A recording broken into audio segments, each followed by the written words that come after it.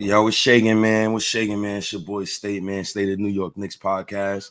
But this is not a State of New York Knicks podcast today. No. This is Die Hard State of Mind in the building, episode 92. Oh my God, 92. Goddamn shit. Excuse my language. That's a lot of conversations, man. 92 episodes, man. Yeah, man. It's a lot of Knicks talk, man. Man, where do I begin, man? How was your summer so far? How's the family? How's everybody? I haven't seen you record a podcast in a minute. Yeah, been 2 weeks, bro. I've been off. I took 4 weeks off in the summertime just so I could spend time with the kids and kind of just like unplug from work and stuff. But the whole plan was for me to go crazy on the pods and stuff. But right when I was about to get crazy, like we was talking offline, man, I'm gonna throw it out there. The freaking Morning Brew, they broke up. I'm like, how could the family break up like that? You know what I'm saying? So that kind of messed me up a little bit. Took me back, so I had to like kind of like just analyze what I'm doing here. You know what I'm saying? That like what could Stay, we do this thing because it's fun, man. We love the Knicks, so I don't think there could be anything that could stop me from building with my people. So over this Knicks stuff, I just didn't get it, man. Yeah, man, it's tough, man. I didn't like it at all. I think as Knicks fans, I think we're all family. We've never seen eye to eye every time, but people can always speak, and you have differences in family, man. Yeah, man, listen. I'm a content creator. You're a content creator. I want to be a part of what the Knicks is about to do. What a time to break up, man. When the Knicks like could possibly like legit, we championship contenders right now, man. Yeah. So things that happened this summer. Well, we wasn't talking. Obviously, Jalen Brunson re-signed. Shout outs to JB. Took a historic $100 million discount that I didn't agree with. Generational discount, man. You could have took $100 million. You could take that money back to where you from? Where you from? Where you from in Africa? What, Ghana? You take that to Ghana. You got to Ghana, and you be the freaking president of Prime Minister of Ghana or whatever. Man. Crazy. Yeah, that's crazy, man. Oh, shout outs to Danielle, man. Appreciate you pulling up. But he took a historic discount. He was also named the team captain. So shout outs to JB. Isaiah Hartenstein left the New York Knicks for the OKC Thunder. Obviously the Knicks had multiple first round picks this year. They traded back in the first round.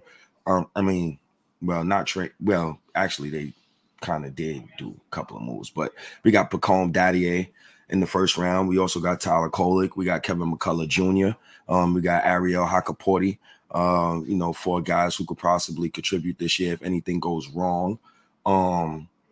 We also traded 5+ first round picks for Mikal Bridges, and we got the 4 Villanova boys together. Mikal Bridges just recently had a sit down with the management when he was being introduced. So shout out to Mikal Bridges. And now it's Julius Randle's turn to get a extension. So shout out to Julius Randle. I hope Leon Rose get that done. And now today the schedule is out. So how you feel about everything, man? What the Knicks did this summer, and how the culture is brewing right now with us. Yeah, you put the nail on the head there, right? It's just the culture's brewing. They had to take care of business with certain things. Even Precious got re-signed also. Even what's the kid Toppin's brother Jacob Toppin, he got signed also. Yeah, two-way contract. So we just took care of business, man. Everybody got to come back. This is wartime now. Like everything, we already know what works and what doesn't work. You know what I'm saying? So there's no time to like reinvent the wheel or anything like that. This is what it is. We're gonna show up. Start of the season. Remember last season the big word was continuity. Yeah. You know what I'm saying? So now this season, like we legit could lay our hats on that, because that's what's gonna really get us through the season. Like I heard you mention January. January, we're basically gonna be home the whole month of January, but we're gonna get killed, I think, in November, man. Just like a quick sneak peek of the schedule. We'll talk about that as the pod goes on. But we're gonna need this continuity to hold us down the beginning of this year. Definitely. Yeah, that's a fact. And let me bring up the schedule right here. Let's get right into it because that was the news of the day. And shout out to the New York Knicks for actually releasing this information so we could get right into the nitty gritty, right? And let me take me. You see my tweet on the right hand side there. Absolutely, I see your tweet. So shout out to the Eru, man. But you know, the Knicks, we start our season. We're away. We play Charlotte. Then we play Washington at home. We play Minnesota. We play Charlotte again. Then we play Washington. Then we play Boston. We play Indiana. We play Cleveland. We play Miami. The one thing that stands out to me in October, Eru, is we have 3 back-to-back home games. So I think we need to take advantage of home court early, right? Well, those are preseason though. The first 5. Yeah, but you still want to take advantage, right? Yeah. You want to start off early. You want to start off those good everyday practices early. And rotations too. I think rotations is very important inside preseason. How you feel about preseason, man? I think preseason is. I think that's so important, man, because you got to find out if Pacome Daddier could play right now. You got to find out Tyler Kohler could play right now. You got to find out if Mitchell Robinson can he acclimate himself again into the starting lineup. You got to find out about Julius Randle. So you know, I think preseason is very important. What are you looking for from the Knicks in preseason? Exactly in these first 5 games. And does any of one of these games stand out to you from the rookies on those opposing teams? Because I think Charlotte is going to. I think they're going to make the playoffs this year. Honestly, I really like Charlotte and what they're building over there. On Washington, I think they're tanking heavy. You know, obviously Minnesota, they got championship aspirations. Then we got Charlotte again. Once again, I think they're going to the playoffs, and then we got Washington. You know, easy, very simple. Yeah, we should do well against all these teams. But you know what's important to me with the Knicks is this. You know, Tom Thibodeau's a man. We talk about that all the time, man. I can see Tom Thibodeau just having to start a lineup from day one and playing guys 40 minutes, you know, in the preseason because he don't want the other team to see or win. You know what I'm saying? I get it. You know, but I'm with you, man. I kind of want to see some of these other guys not necessarily play well, but I just want to see guys function in the system. So like you know, we already know that certain guys are going to function, but like say like OG and these guys, you know, we already know what they can do. You know what I'm saying? Let's see if we can get somebody else in there to plug in, just some to see if they could pick up. You know, because like you mentioned, we might need Pacome or something like that. You know, down the line because just for injuries purposes, this guy OG's always hurt. You know, I listened to you before. I think you said he needs to play 70 games. He gotta play. Yo, man, ain't that something the dude never played 70 games? That's crazy, man. We pay. He's our highest paid Knick right now. That's wild, man. OG and Anobi. Shout out to OG. Yeah, man. So you know that's my thing. Like when all these championship teams, I say like Boston or like you know, just go down the lines or whoever team wins championships, they can go down to the back of the bench and those guys once they put them in, they just play. They play within the system and stuff, and everything runs smooth, man. So I would love for the Knicks to do that, you know. So I want guys like Jacob Toppin, like you said, Pacome. I want these guys to wake up, not necessarily to dominate or do anything crazy, but at least when you put them in there, they can function in the team, and we shouldn't miss a beat, you know. Yeah, that's a fact. And shout out to the chat, man. Shout out to D Block. Salute to the New York Knicks community. My brother stayed down Knicks, man. Salute to you. Shout out to Gilden, man. I ain't see this profile in a minute, man. Shout out to Gilden, man. Appreciate you for pulling up. Harlem CEO, man. I ain't see you mad long, man. Shout out to you, man. Appreciate you. Eru, and diehard Knicks family, man. Appreciate you guys, man. Definitely, man, in preseason, man. Also, Julius Randle, right? He's coming back from a major season-ending injury, and it's tough. It's tough when you lose to Andrew Nemhard, man, off a bomb, a prayer, and your team gets decimated through injury. It's tough. But at the end of the day, we're going into a new season, fresh blood, new money. Randall's healthy, like fully healthy. This is the best team he's ever been on within the past couple of years. So I'm excited to see him in preseason, man. Do you think the shoulder is going to bother him at any point? Because remember last year, he was awful his first 10 games, and then he actually picked it up Like from that, the 10 games, he was civil rights numbers. But after that, he definitely picked it up. So you gotta explain that civil rights numbers shit, man. You've been saying it for a while, but I think somebody needs to get a refresher. What does that mean, civil rights numbers? Oh my God, yo. You know what? Civil rights numbers. Right? Because when we go scroll down here, because civil rights numbers, and shout out to my guy Randall, man. Shout out to my guy Randall, man. This is a wonderful guy. I hope I can't wait till it show up on the regular screen. But Randall, his numbers, he has the worst shooting percentage in playoff history for a guy who shot minimum 100 attempts, right? So his numbers match guys named Joe Falk in 1952. Oh shit! Yeah, I get it, man. I just needed you to explain that, man, because it's like saying they got civil rights numbers. Like, cause I know, because like people follow me, say like Harlem CEO, these guys they usually pop up on my channel and stuff in the chat and stuff. So like they'll be like, yo, what's up with your boy? Whatever, he be talking about civil rights numbers and stuff. What the hell is he talking about? You know, it's my man, yo. It's hilarious, man. It's my man, civil rights numbers, man. You gotta pick that up, man. That's my only worry about Randall, man. You can't match, dude. What's the other dude name, man? I can't even think of this other young man name. I know the main dude name is Bulimia Smalley. That's the other guy name. And his stat was from 1949. Oh man, I get it, man. I get it. Man. You know, like Julius is a brick house, man. As you can see, like he's in Japan, but his face is sunken in. You know, he got like dimples in his face because he's working out crazy, man. He's one of those guys that you got to like drag him out the gym. He's always gonna be in the gym. You know what I'm saying? So I think he'll be fine. You know, I think he'll be fine. One thing about Julius, what I really want to see once he gets back, because what's the word with him? Is he gonna be ready for training camp or? Yeah, he's gonna be ready. He's gonna be healthy by training camp. I'm not worried about Julius Randle in training camp. Honestly, he's definitely gonna be ready. I think Julius Randle, like the way he takes care of his body, like he's the last person on the roster that I'm actually worried about when it comes to like staying healthy going into this season because of what the roster we've acquired around him. It was shout outs to him though. You think he's gonna be re-signed this summer before we get back into the schedule? Well, you know, I mean, it really depends on what he's thinking about, you know, because I mean, he already did it once already. He took a pay cut the first time. You know, he could have signed for like a contract that's like similar to what these guys are getting now, like 40 or whatever. But he signed for like something a little bit cheaper.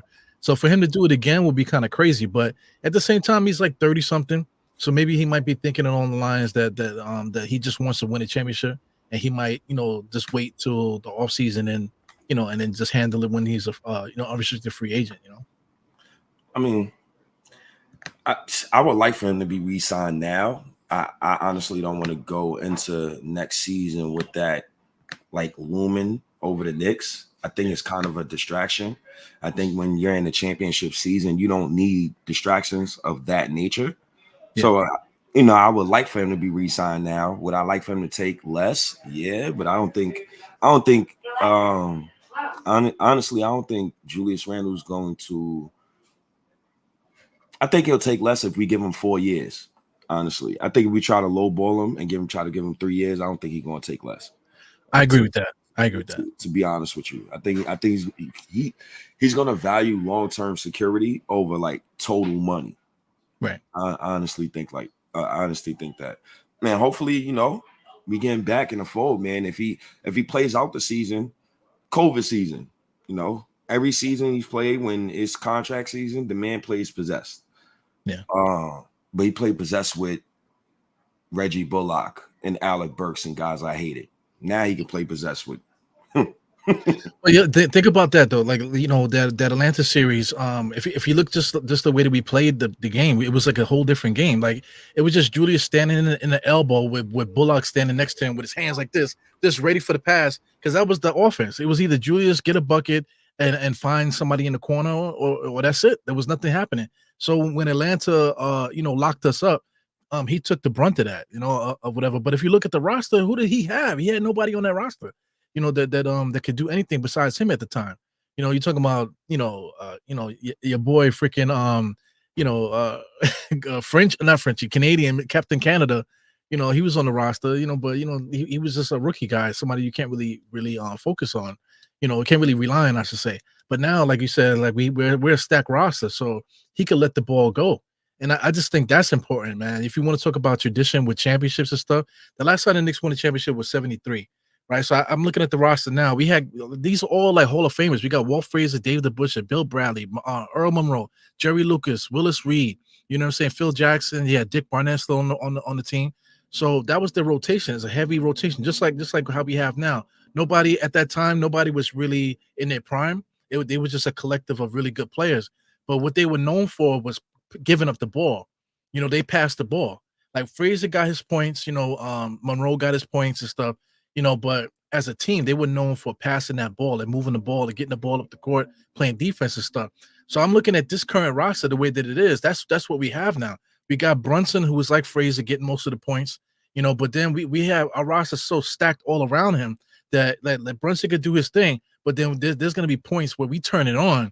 And I just don't, if we move that ball, bro, I don't see how anybody can fuck with us, because now you're talking about the defense that we got too. So now we could lock you up on the other side, and now you have to play defense on the other side. So I feel so, I kind of like feel bad for the rest of the league, but this is all wishful thinking. We hoping that this is what happens, man. But I mean, like the signs are pointing towards something special, man. I think. Man, it's the best team I've seen in 24 years. So yeah. Let's get to it. Shout outs to D Block, man. He laughing. Shout outs to you, bro. Julius Randle, 29. Well, he gonna be 30, bro. Right? He's a grown man, bro. Dead smacked in the middle of his prime. Smacked in the middle of his prime. Jermaine, man, shout outs to you, man. OG. Salute, man. Appreciate you for pulling up. Guys like LeBron, they're talking about prime. He's like almost about to be 40. So seeing guys play that long and Curry play that long, it kind of like makes everybody think that everybody could play at this level at that age, man. But up until now, guys' career's been over like at 30, 32, 30, 33. Their career is over. You know what I'm saying? So, time is now when it comes to prime. Now, 30 is young for us, but not for basketball, not for, for sports. You know what I'm saying? Nah, for sure. Nah, it definitely ain't that old. I don't think it's that old. With that said, who's right here now? The start of the season, home opener. How you feel about it, man? Us versus Boston. What's the story behind that? Why you think they picked us? No, that's not our home season opener. That's actually Boston's. But why do you think they picked us to play Boston first?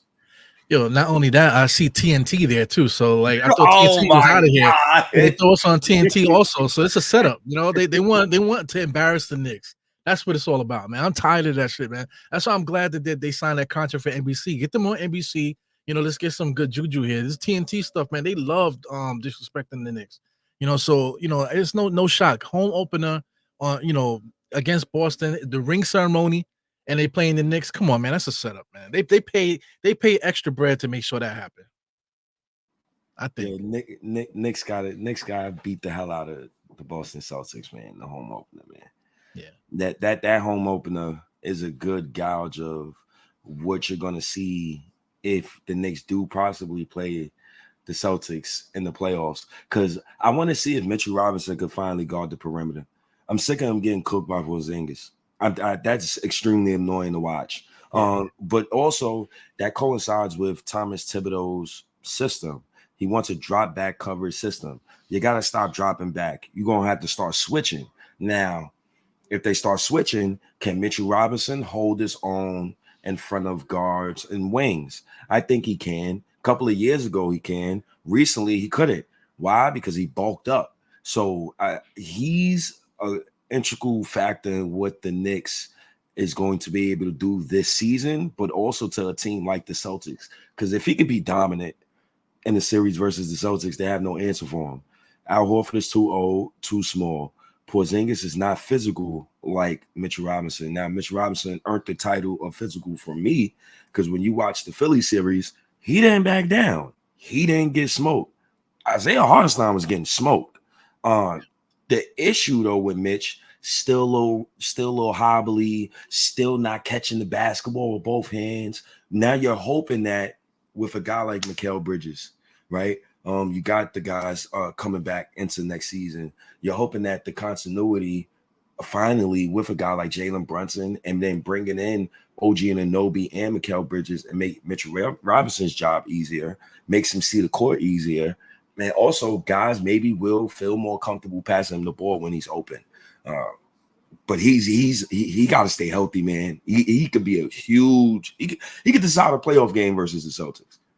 He's gonna have to be huge, man. It's tough, man, because I mean, we're talking about like the Celtics, they're green, so that's like the kryptonite for the Knicks. That, like you said, the drop coverage and the shooting the threes. Everybody in that roster can shoot threes. It's plugged out.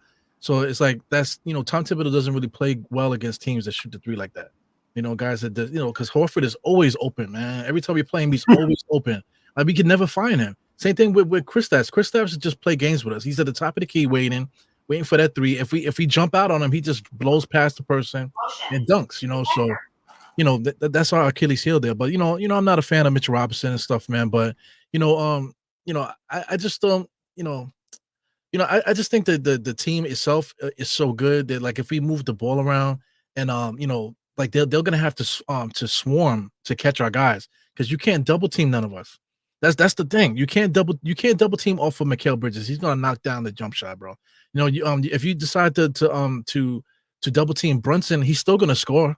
If you single coverage him or double him, he's still gonna score. You still got Julius out there. You know what I'm saying? And then so I mean we have a lot of weapons. So if we move that ball, Mitchell Robinson is gonna be open a lot. So it's gonna be up to him to be able to finish on the inside. And my pet peeve with him is that like I just don't. He likes to force dunks. He gets it inside and he just forces it up. I would like to see him stay on the ground and just lay it up, man.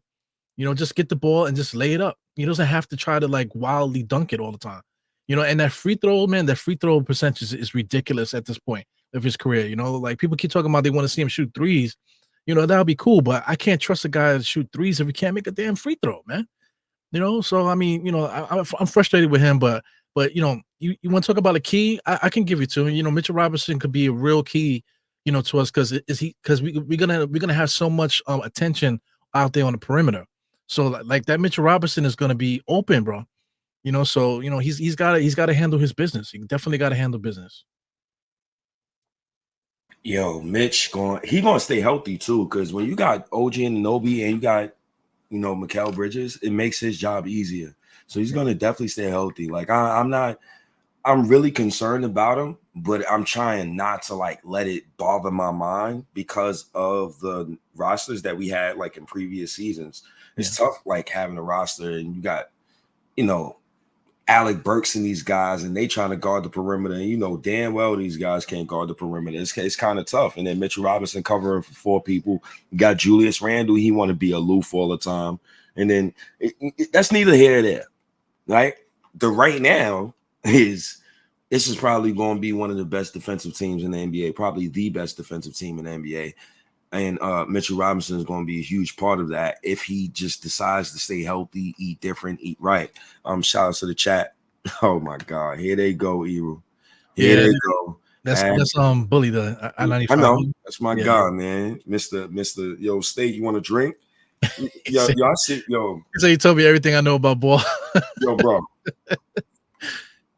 Bully different. Yeah, Bully is cool, man. He cool. Different. Okay. I'm in the spot with Bully. He like, yo, you want a drink? I'm like, nah, bro, I'm good. He like, yo, stay. I'm not letting you walk away from me until you get a drink, bro. And you can see how serious he was. I'm like, I bet, bro, you got it. I was there for that event. That was also a Morning Brew event, right? Which is bugged out. Yes. Morning Brew / Knicks Twitter event. So Bully was there, so I didn't really know who Bully was. You know what I'm saying? I know the icons and stuff, but you guys are on Twitter more than me. I'm on Twitter a lot too, man. But I just couldn't put the face to the names and stuff. So it was interesting. So next time we come out, man, that it's gonna be even more crazy. You know what I'm saying? Because everybody knows each other now by face. Doing shows together and stuff like that, man. So yeah, I can't wait to that, man. I saw you talking about a game in November. So what game would you want to do for like the first like Knicks fan get together? What like early on? What are you looking at? It's a November game, the Knicks versus the Bucks. Okay. So it's a nice November game, and that November game, the Knicks will be playing at 7:30 p.m. at night. Okay. So I think that's on a Friday. So I that's a home game though. Yeah, a home game. Yeah. A lot of Knicks fans. Listen, them Knicks tickets. May God bless some of y'all, because I'm gonna go to a couple of these games, right?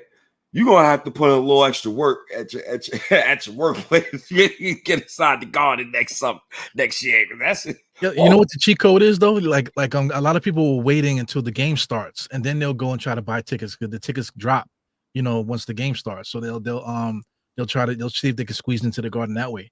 Shout out to Erin from this Twitter. I forgot what handle she uses now, but that's what she does. Her and her boyfriend Jesus. Yeah. Yeah, they do that. They stand and they wait, and then once the prices drop, they buy 2 tickets and they just go into the garden. Yo, man, shout outs to my OG Jermaine. Mitch should be okay. He has to only guard the middle. He got help. OG and Bridges is there now. That's very true. I love the pickup of Mikal Bridges.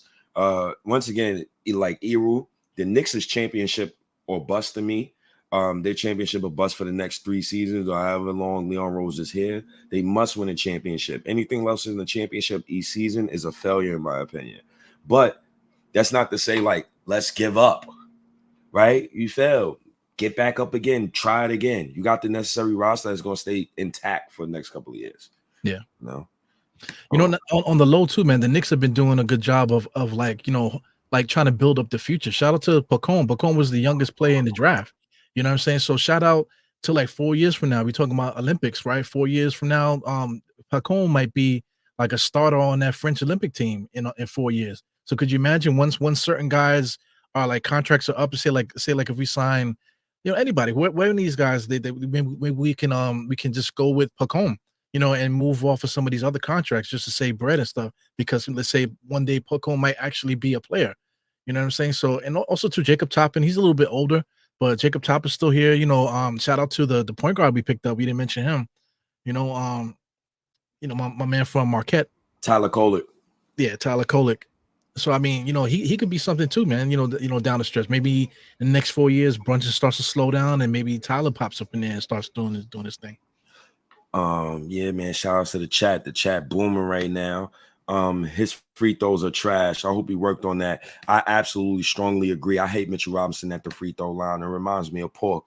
It reminds me of some of that. My mother makes some chitlins. I'm like, Ma, I'm leaving your house, man. I'm not dealing with the chitlins. Don't bring up chitlins, man. Oh, what, man? You had a whole episode on chitlins, I think, one time. Bro. Damn, son. Some pig feet. What the fuck? Yeah, she'll cook some pig nose. I don't know what the hell she be. Damn. Oh God, man. I'm half Puerto Rican, man. So you already know the pig is like heavy up in the Puerto Rican. Pinay. Hell yeah. Will Tibbs play zone defense? Come on now. That's like asking a coke dealer where he tries some weed instead of coke. Like, come on, bro. Tibbs will never go in the zone. But it's a new season. He got some new staff members. Maybe the analytics say, hey, you should try a 2-3 zone at this moment in time. But we have so many stout perimeter defenders. I don't think we need to run a 2-3 zone, but you never know. You can switch it up. You can always switch it up. You could force and beat into the middle, put them in a 2-3 zone, force the rest of them dudes to shoot. Paul George want to play like a Herb that game? Okay, force him to shoot. I got somebody for Maxey. I'm damn sure not worried about Maxey. Nah, man, Maxey's nice, bro. You saw him in the playoffs, man. That cat, he was bang for bang with Brunson. That's true. There you go. That's the answer right there. That's the answer right there. Because I mean, shout out to Hartenstein. He was getting on Hartenstein about the defense, but Hartenstein was playing a little bit too aggressive. So Embiid was just eating him up with that chicken wing that he was giving him. But same thing with Big Pazza. Shout out to your nickname you gave him. But he was trying his hardest too, man. Same thing with Deuce, but those guys, they what's him actually just had the number, but I can't see him like destroying Malik. Mikal, excuse me, Mikal. I can't see him going hard on him like that. Pause. Nah. Shouts to Harlem CEO. Mitch can actually prosper this season with pick and roll. They won't be able to too much double teams against the Knicks. Well, you're correct about that. I seen her play. I think like a couple of days ago where Julius Randle and Mitchell Robinson ran a 4-5 pick and roll, and it was beautiful. Mitchell Robinson caught the ball. They need to run more of that. Shout out to Julian. Salute Ebro in the chat. I'm gonna shout out to Klarna, man. Klarna. Shout out to Klarna. We got Piss in Boston soup opening night. Shout out to OG. Julian, man, with the laughs. Mike K. Damn, super chat, man. Oh man, Mike K. Mike Rich, man. That's a doctor. That's the Mike doctor right there. Dollar state of mind, best in the business. Yeah, shout out to you, Mike. Want to see Randall at the 5 against Horford in the fourth quarter. Randall will dominate that matchup. Keep Randall on the block instead of the wing. Brunson, Dante DiVincenzo, Bridges, OG on the perimeter. Yeah, I strongly agree with that. What you say to that, Ebro? Yeah, I like that a lot. I was gonna say with the Mitchell Robinson thing, like pick and rolls is cool, but my thing is always boxing out. I'm always getting on the Knicks about boxing out and stuff. Mitchell Robinson doesn't really do a good job of that, but who boxes out really well? OG, not for nothing, man. He doesn't really get rebounds like that, but he boxes out really well, and it allows other guys to do their job. Same thing with DiVincenzo, and Bridges also, with the long arms and stuff. So I just think little things like that is gonna just make the Knicks dangerous, man. So like Randall playing the 5 and and all that. All of that is just our weapons. Those are things that we should be utilizing. So like you mentioned, Spoelstra, Tom Thibodeau, man, you got the roster, fam. So I don't want to hear no bullshit about whatever. Yeah, I watched the games 3-4 times. Bro, enough of that. That's bullshit at this point. Yeah, I ain't trying to hear that, bro. Yeah, I ain't trying to hear that because me and you could coach these Knicks right now. We know how to get the best out of this roster, but you the one, right? You like got the resume or whatever, so do your thing, fam. Yeah, man. I just want to see beautiful basketball. The Knicks is bottom 5 in assists percentage, assist total, past 4 years under Thomas Thibodeau. That stat right there gotta change for me. That gotta change. You can't have 4 guys who played on a championship team together, and these dudes is still at the bottom goddamn list in assists per game. No pork on my fork, strictly fish on my dish. Shout out to Green. Oh man, Fat Joe can catch these Knicks. Fat Joe can coach these Knicks. That's a fact, man. Ain't no way you made. Yo, what's up with Fat Joe, fam? Every time I see Fat Joe with a microphone in his face, he's like, "Yeah, man, back in the days, we used to sell drugs and all kinds of stuff. I used to fight this guy. I was part of the Avengers back in 1985. Like, oh, damn, son, like he was doing all of that. Sometimes like OG's kind of like, it's cool to hear the stories, but it's like, come on, man. It's like sometimes like some things got to be sacred. You can't tell everything, man. Like, what's the point of not saying nothing at the time in order for you to just say everything 30 years later? I just don't understand that. I was on the Avengers and X-Men back in the days. You're like, God, man. Yeah, shout out to Fat Joe, man. He always on that type of time. So Boston, now we got Indiana, Cleveland, and Miami, right? And it's interesting. Boston, we away. I think we're most likely going to beat Boston that game, and the excuse is going to be, oh, Boston got a championship hangover. All right, they're going to say the Knicks. So that's when they're going to front. They're going to be like, the Knicks is not for real. So we're going to have 2 days off. Okay, cool, no problem. Then Friday, who we got? Good old Indiana. I'm going to tell you right now, it's going to be a movie that day, man. That Andrew Nembhard shot,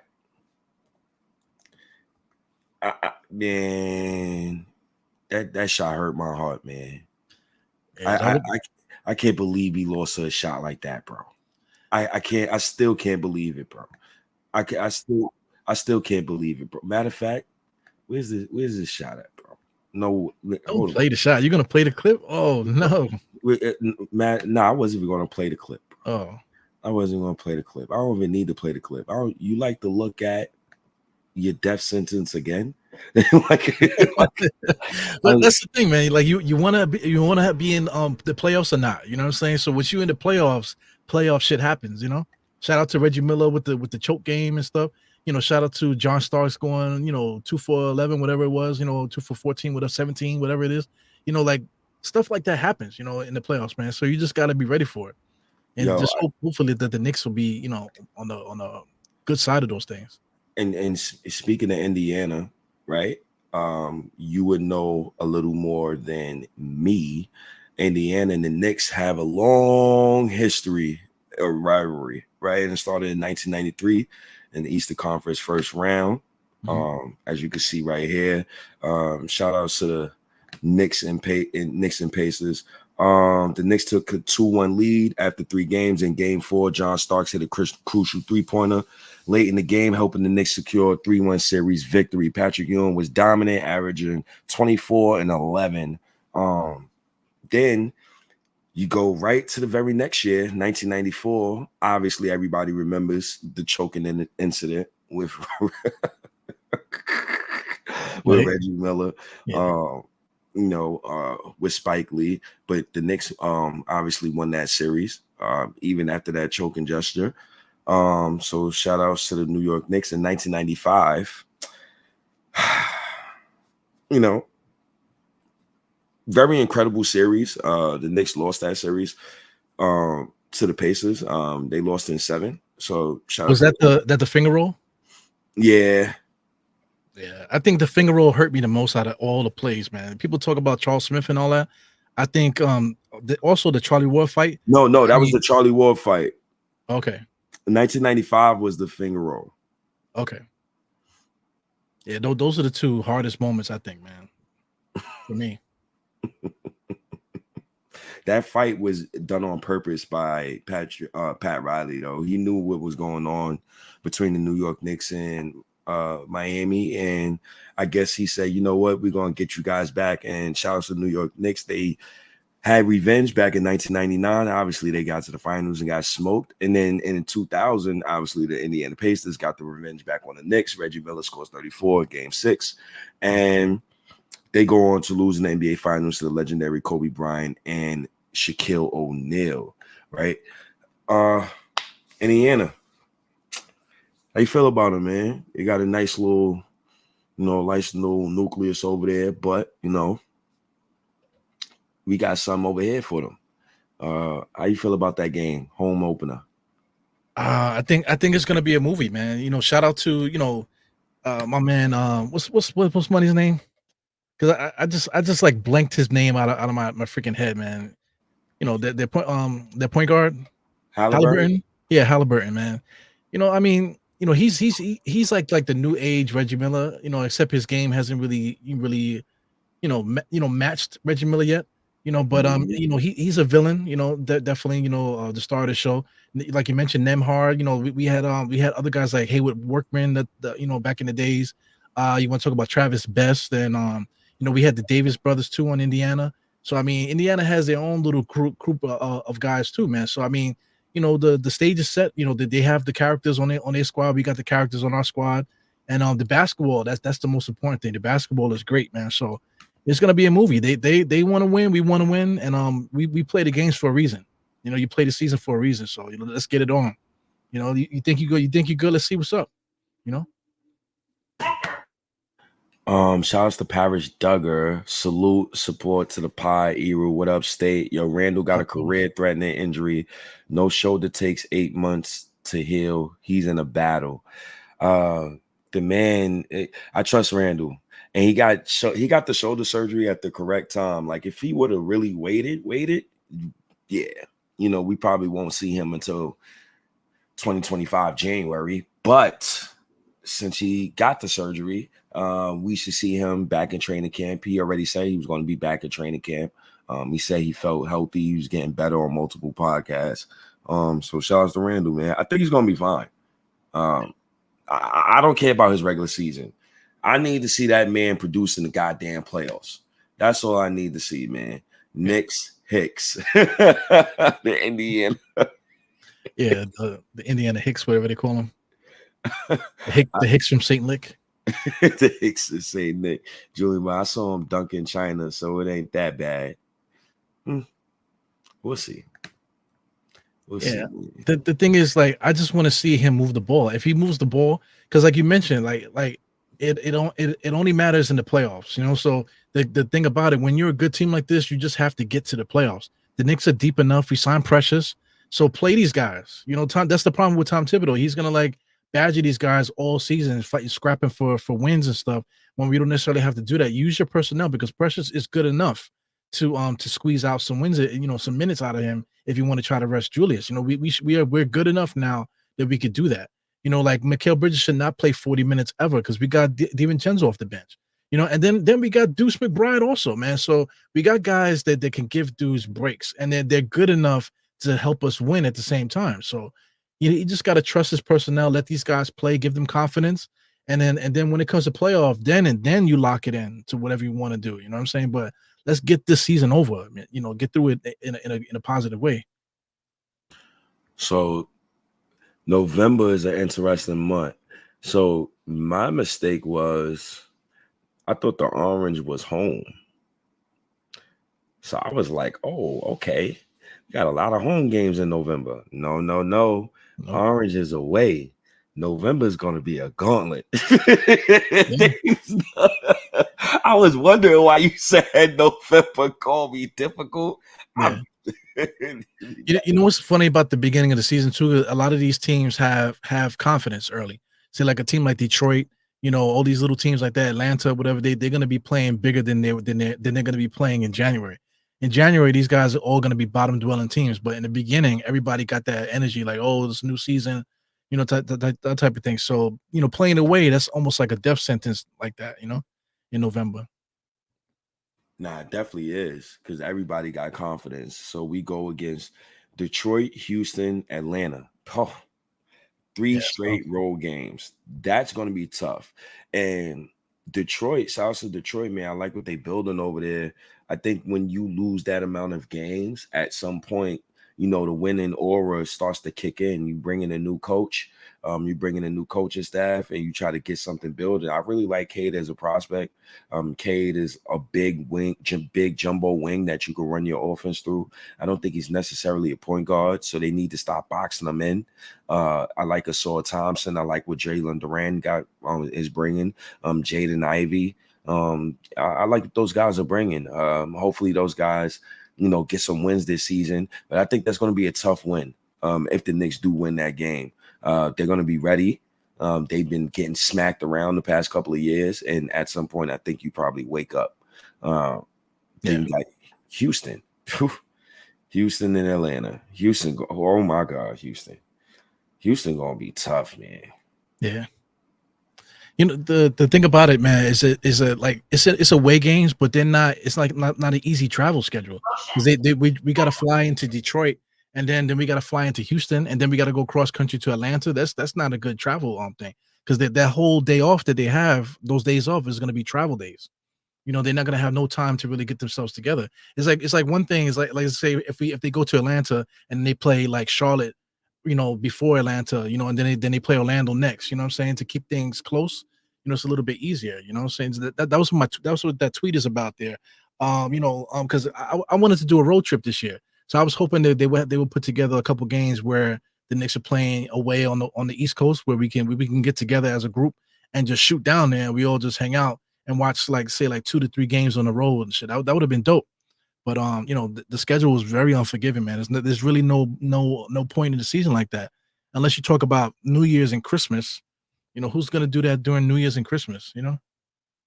Yo, you're definitely right because this travel schedule is crazy. You got them going from Detroit They got a 2-day break. Okay, cool. You get Saturday, Sunday off. Okay, cool.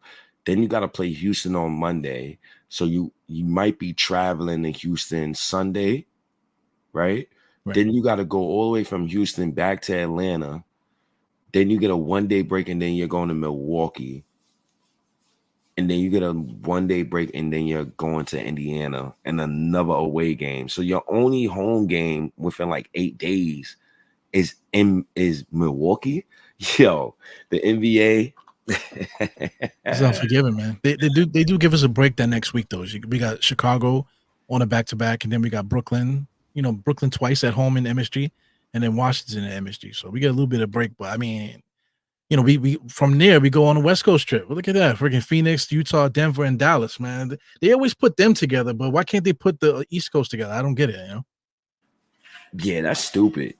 But now I'm starting to understand what you mean by the travel stuff, because like flying from Atlanta, then you're going to Milwaukee, and then the very next day you're going to Indiana. That's tough. That's tough. And then you're going to Philly, and you're going to Chicago on a back-to-back. Jesus Christ. It's a big turnaround. Jesus Christ. But this is the perfect test, right? I mean, this is what we signed up for. This is what you trade 5 first-round picks for. Yeah. This is what you trade RJ Barrett and quickly for, and Quentin Ntilikina and Obi Toppin. This is what you trade them young boys for. You trade them because you like to be the best. You got to beat the best. And I wanted the hardest schedule possible. And it's interesting that the Knicks got one of the easiest schedules according to NBA.com that I looked at earlier. Their schedule is ranked top 5, but I don't think their schedule is easy. I think they're going off of last season. So we got Detroit, Houston, and Atlanta, right? Right. Those 3 teams is not really like tough teams. So like you got Milwaukee and Indiana, they probably still going off of last season. I think every single team right there is tough. I think there's going to be there's no walk in the park game. I don't see in November, like at all. Philly going to be tough. We already beat the hell out of them in the playoffs. Then you got Chicago. I think Chicago going to be a tough out. Yo, you see Phillies on TNT too? Oh my! They know what they're doing, man. They know what they're doing. Yo, the Philly game on. Shout out to the NBA, man. I think Chicago going to be a tough out. Those 2 Brooklyn games, those are home games for us. Yeah. So we're going to beat the hell out of Brooklyn for 2 straight games, and then we got Washington and another home game. So that's winnable 3 games, right? It's the Detroit, Houston, Atlanta. If we could get out of that 2-1, and we could survive the Milwaukee, Indiana, Philly, Chicago, because we got 3 winnable games. Matter of fact, we got 2 straight weeks of winnable games, because now we got Phoenix. I seen what Jalen Brunson did to Phoenix last season. Phoenix is the least of my worries, to be honest with you. Then you got Utah. That's another away game. But thank God they got a 2-day break, right? Really a short flight. And then Utah, you get a 1-day break. And then you go to Denver. Then it's a 1-day break. And then you go to Dallas. Then it's a 1-day break. And then we have the Charlotte Hornets on TNT. That's dope. Yeah. That's dope. So overall, how you feeling about the month of November, the gauntlet month? Probably the toughest month, I think, in our whole season. Damn. We're gonna see what we made of, I think, but I think, I think the Knicks need to, we just need to get, if we get into a groove, I think we can get through it. I think by the time we hit that West Coast trip, against Phoenix on November 20th, hopefully the Knicks stacked it up already. Hopefully we already established ourselves, and then we're like, let's say we're like the number 1 seed in the East, something like that. So, number 1, that would be excellent. I think that would be like the best case scenario there. Like by before that West Coast trip, for us to be like the best team in the East, I think that would be fun. That would be great. Yeah, for sure. Because that West Coast trip, that's gonna be tough. Like 4 straight games, and then we come back to Charlotte. We play Charlotte on a nice little Friday. That's gonna be a tough game, because once again, I'm like, I truly think that Charlotte will be like in the playoffs. So I don't think they're gonna be a tough out either. Hopefully the Knicks come out in November. You was about to say something? Well, no, that's Black Friday also, because I mean, Thanksgiving is the day before that. So Oh, damn. yeah, man. Oh. Hopefully the Knicks don't eat too much because they're coming from Dallas. The food is good in Dallas and stuff, man. And then Charlotte too. The food is good down there too, man. So hopefully they don't get the itis on us. Y'all forgot it was Thanksgiving, man. Oh man, damn. Yeah, that's the game I was looking at. I was hoping that they would put Charlotte in a spot where I can go down there because I want to go to Charlotte so bad to watch the Knicks game. But I mean, 12 o'clock on Black Friday. Come on, man. I mean, that's just, that's poppycock nonsense. yeah, man. There's no way in hell I'm gonna be able to do that. Man, so how you got them boys playing at 12 o'clock at the day after Thanksgiving? Yeah, they got all that food on their tummy. That's a schedule loss. Well, Knicks fans too, man. Knicks fans gonna be out there trying to get that TV on sale somewhere. You know what I'm saying? So they might miss the game. Oh God. Oh man, yo. Shout out to the New York Knicks. This oh my God. I'm asking for that day off. I'm not going to work on no Black Friday. My boss goes, she goes, listen, I'm not no Black Friday, please. December. December is an interesting month because November was difficult as hell, right? But December, we got the Pelicans, Orlando, Charlotte, and Detroit. 4 straight home games. And we got a day break between each home game. I think that's beautiful. I think that the reason why the NBA did that was because they gave us the West Coast trip. So now we could get some home cooking in the beginning of December. December looks like the most favorable month. We got a nice little meeting with RJ Barrett quickly on that one day. Well, let me throw this in there because we forgot to mention the what's the name, the cup, the Commissioner's Cup, whatever. So yes. We play Philly, Brooklyn, Charlotte, and Orlando. Those are all winnable games, man. So what if the Knicks sweep them? Then we might actually be, quarterfinals, semifinals in this Commissioner's Cup too. So that's going to add some games to the schedule. How important? I think that scale of 1 to 10, how important is us winning that Commissioner Cup? I think that's. I want to go to Vegas, fam. Hopefully my wife not listening, man. But if it looks like we're gonna do that, I think I might go to Vegas, fam, for that championship game. Because I didn't realize that's what was happening last year, man. So last year I was all messed up with the schedule, but this time if the Knicks make it to this championship and they in Vegas again, I think somebody need to make a trip. Shout out to Vegas. Yo, shout out to Tony, man. Tony and my man what's his name? The dude with the beard, the big fella. Billy? No, Knicks Twitter. Mo? Yeah, Mo and Tony, man. Shit, man. Get the charter the jet, man. Let's get out. Let's get to Vegas, man. I'm with it. Yeah, that Commissioner's Cup is very important. Very important for Knicks fan psyche, and then very important for the team, right? Because if we win that cup, now I'm going in with the confidence of, oh yeah. They gotta go to the finals because that, like, imagine Brunson holding up that trophy, and also it's just the allure of it, right? We want all eyes on us. I want the NBA to start respecting us, including the media, including the voters, right? That's very important. So I think that winning the Commissioner's Cup is extremely important. Also, winning the Commissioner's Cup will give me more confidence having OG and Mikal Bridges on the wings and understanding what Tibbs is doing with the New York Knicks, because you have to go on a winning streak. So that means that somewhere around November, the Knicks will have to rip off one of their patented, and they've done this every single season under Thibodeau. You got to rip off one of your patented 9-game winning streaks. That'll be nice. That'll be right on cue because you talked about it already. That first week we'll be at home, so I could see that happening. It's possible. And you said it also too. Optics, man. We can't let teams like you said, the preseason counts, man. We gotta, if we do well in the preseason, that's all optics. And then if we win the Commissioner's Cup, that lets everybody know that, yeah, man, these Knicks are for real. And then just the confidence for the team too, that would do wonders, for the franchise.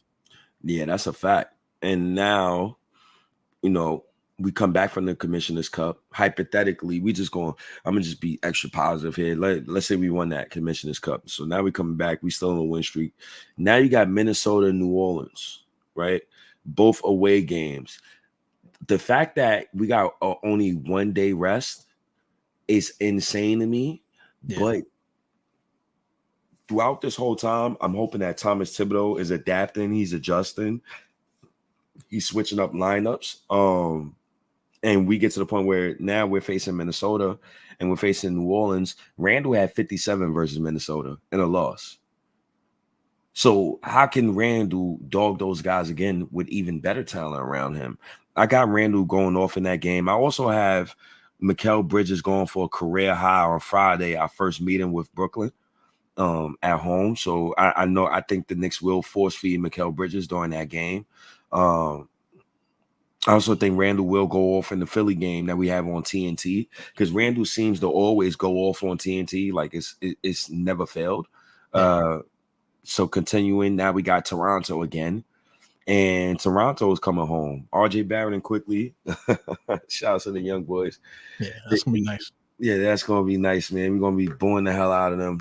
Shout out to them, man. Hopefully they get punched in the face that game, man. I don't want them to win nothing. I don't want them beating the Knicks. To hell with them. They go to hell, right? So for me, it's more Scotty Barnes. I can't stand Scotty Barnes more than all of them cats, man. RJ Barrett and Quickly is all good, but Scotty Barnes, he talks too much, man.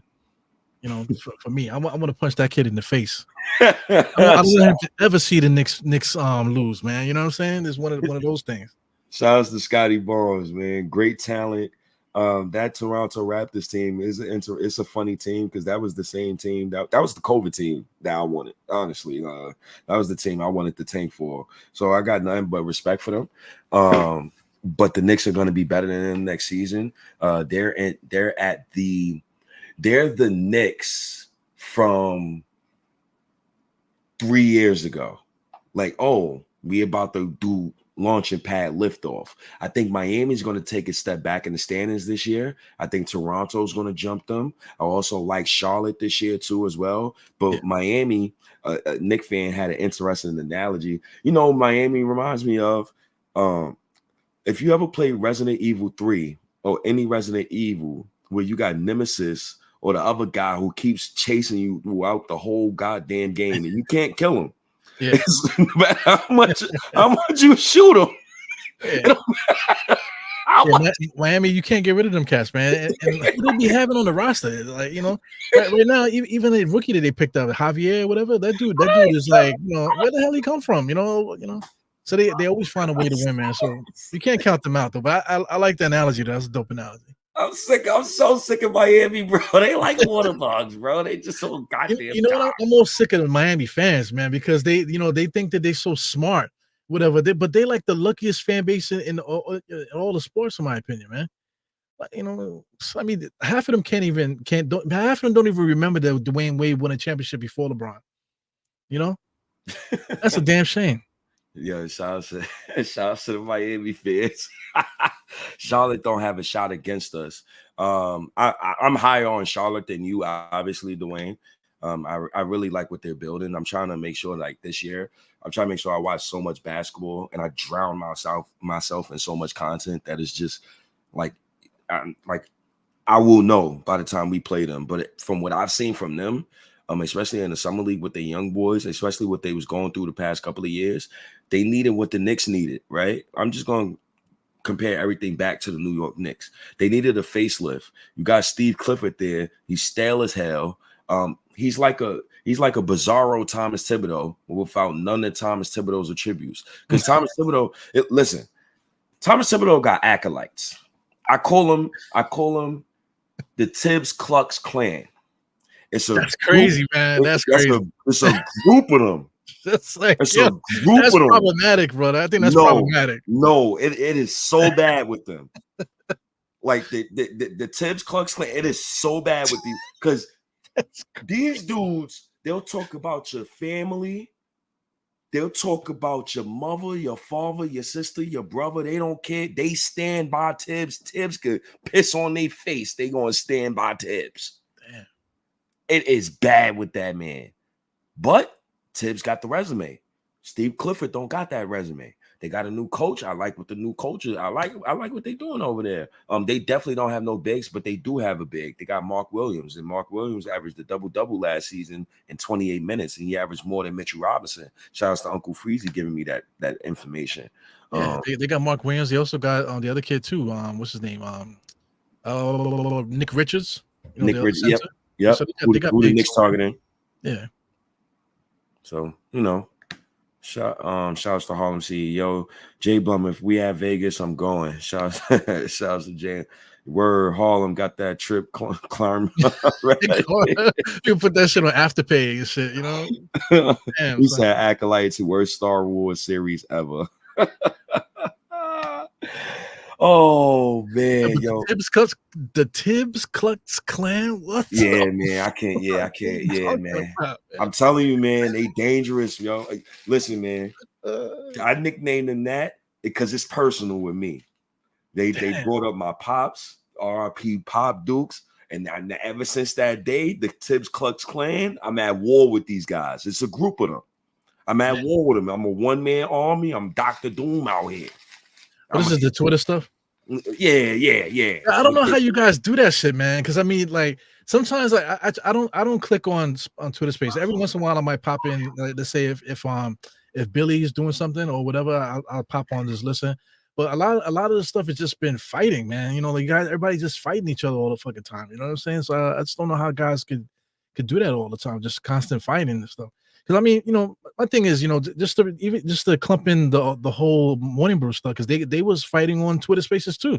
So I mean, and also one time, what's not Stephanie, what's the young lady she's with Nick Time show now? She Eb, you talking about Eb? Yeah, Ebony. I keep forgetting Ebony's name, man. You know, Mad Nick fan Ebony. You know, she's dope. But I remember one time she was pressing somebody because somebody was you know, talking about her moms and stuff. I'm like, damn, what are y'all doing, man? It's like, I mean, you know, for those that are on Twitter listening, man, you guys got to stop that shit, man. Because I mean, the thing is, this life is so like it's so random, bro. It's so random, and for all of us to find each other on the internet, bro, to find us on the internet, and we're talking about these Knicks, and these Knicks bring us together. You know, let's keep it a buck. If we really start opening up like the can of worms with the like politics and socialism or whatever you feel about whatever in life, you know what I'm saying, that would destroy things, man. But you know, these Knicks are the main thing that keeps us all together. You know what I'm saying? So I just think that, like, in this point in time in life, right, especially with the point where the Knicks are right now, like I don't think there's anything else that matters right now but this situation. You know, and it's the energy that we're putting forth on it. You know, and I think that energy that we built is what's powering the Knicks. You know, because it's not a coincidence that all of us are bossing up on this level. You're talking about social media, you want to talk about content creating and all that. It's not even that. It's just the fact that we all so together talking about the Knicks as like a big ball of energy. That I think that's what's been powering the Knicks. So these little sprinkles of negativity that pops in, you know, all the time, I think that's clouding. I think that's destroying it. I think that's destroying what we got going on here, man. So, you know, if I could say that to you guys, I just wish that you guys would stop it. You know, stop the unnecessary negativity towards each other. You know what I'm saying? Like a lot of guys say, yo, if you got a problem with me, hit me in the DMs. My thing is, like, we were talking about basketball. Where could there be a problem? Where could there be a problem? You know? Like you've been to get-togethers. We all meet each other. Everybody can't stop laughing. We can't stop hugging each other. Motherfuckers kissing each other and shit. You know what I'm saying? So I mean, I think we need more and more of that. You know, more and more of that. You know, like, I remember. See, that's the thing with me. I'm ranting, State. You know, but you know, I'm old enough to, you know, I used to be part of a group called the ultimateknicks.com. It's a message board. You know, they still function. You know, but in their peak, we got a group of guys together. We went to Toronto to watch a freaking a Knicks game. And we actually went to Montreal, but still we got together, we bought plane tickets and went to Montreal to watch a Knicks game. You know what I'm saying? So that's what it's all about. And you want to talk about, like, I was with an Indian guy, a freaking, you know, a white guy that's just like psychiatrist, another guy, you know, half Asian, half you know, white dude and stuff like that. You know, they have their own political things and stuff that they have and anything. But when it comes together, when we get together, it don't matter. Everything is about the Knicks, and it could be so beautiful, man. You have so much fun. I have fun. That's therapy for me when I scream at people. Like, You know, but you know what I mean though. Like so, like when yeah. you get off, like it's all you guys are playing. You know, it's fun. Oh, absolutely. But when guys get little, to the left, like somebody posted a picture of your nephew and was saying a bunch of stuff, man. I mean, what the fuck is that, man? What is that? Yo, it's I think people like when you're miserable, you enjoy seeing other people miserable. Yeah. You know what I'm saying? After watching Godfather, none of that stuff bothers me. The 48 laws of power, like never say too much. Like, don't speak unless it's necessary. Like, the more you talk and the more you share that type of stuff, the more you look weak. And you see on the timeline, I don't go back and forth with these people, bro. They retweet me and they go back and forth with me. Listen. Mike Tyson once he said, like, like you don't like people. I don't know the quote right now, but he said something to the effect of, like, you don't really know what happens until somebody punch you in the mouth. You know what I'm saying? Then it's on. A lot of these guys never got punched in the mouth. And I hate for it to get to that point. Where you're talking about stuff like that. Like, you never been punched in the mouth. So if you got punched in the mouth, then you would know then you will move a little bit different, but the internet age is a little, the internet age is a little different now, man. So it's kind of hard to navigate a little bit, Oh man, shout out to Harlem CEO. What do y'all think Jericho Sims has to do this season? We definitely could get into a little conversation about Jericho Sims. Let me just, Dwayne, I got you right now. Let me just finish the month of December, because we talked about Minnesota, New Orleans, and Toronto, right? Now you got San Antonio. I think we play San Antonio the day before Christmas. It's Christmas, on Christmas. Oh, Christmas Day. The NBA needs to go to hell, right? We play them 12 p.m. Early game. That's an early game, correct? Yeah. Victor Wembanyama, he's becoming a star. Obviously, they think San Antonio is going to be making the playoffs next season. I think it's going to be a great game. I like what the Spurs are doing over there. I like Devin Vassell. We should have drafted Devin Vassell over Obi Toppin, but that's a conversation for another time, right? They also got what's the other young boy? They got the young boy that's coming off the bench. Why I can't think of his name right now? Goddamn. They got a few guys that Stephen Castle. They got Stephen Castle as well. So they got a lot of players over there on the Spurs. So that's going to be a great matchup for the New York Knicks. I think the Knicks probably will lose, but that's years prior. Now this season, coming off an emotional away game, an emotional home game versus Toronto with RJ Barrett and them boys coming in the building. Maybe the Knicks is awake for Christmas Day, and maybe the Knicks, beat the hell out of San Antonio that day. So it's a wait and see, right? And now we got Orlando, Washington, and you got Washington back-to-back games in their home stadium, and it's trash, man. Yeah, they garbage. Yeah. You're talking about tanking. Do you think, like, do you think the Knicks will make a trade at some point this season? Because I saw people talking about Valanciunas, bringing Valanciunas over here. I got Mitchell Robinson. I don't need Valanciunas. Yeah, I trust. I'm going into the season like I'm gonna trust Mitchell Robinson. I think he's gonna hold up his end of the bargain. Maybe if it's one season, that one magical season, help us win a championship. Hey, the hell with it. But I'm not looking at him. I think Jericho Sims, and then that goes right into my next point, because you asked about Valanciunas, and we got Washington back to back, then we got Orlando. Jericho Sims, he's going to be a factor, in my opinion. What makes me think he's going to be a factor is because Deuce McBride. I'm just going off the history with Thomas Thibodeau. We drafted Jericho Sims a couple of years ago. Tibbs has started him sparingly in games during the past seasons, right? Tibbs started him last season when Mitchell Robinson was out. I believe there was a stretch where Mitchell Robinson and Jericho Sims was out at the same time, and Jericho Sims started. So obviously he got that trust, and he has that belief with, Jericho Sims.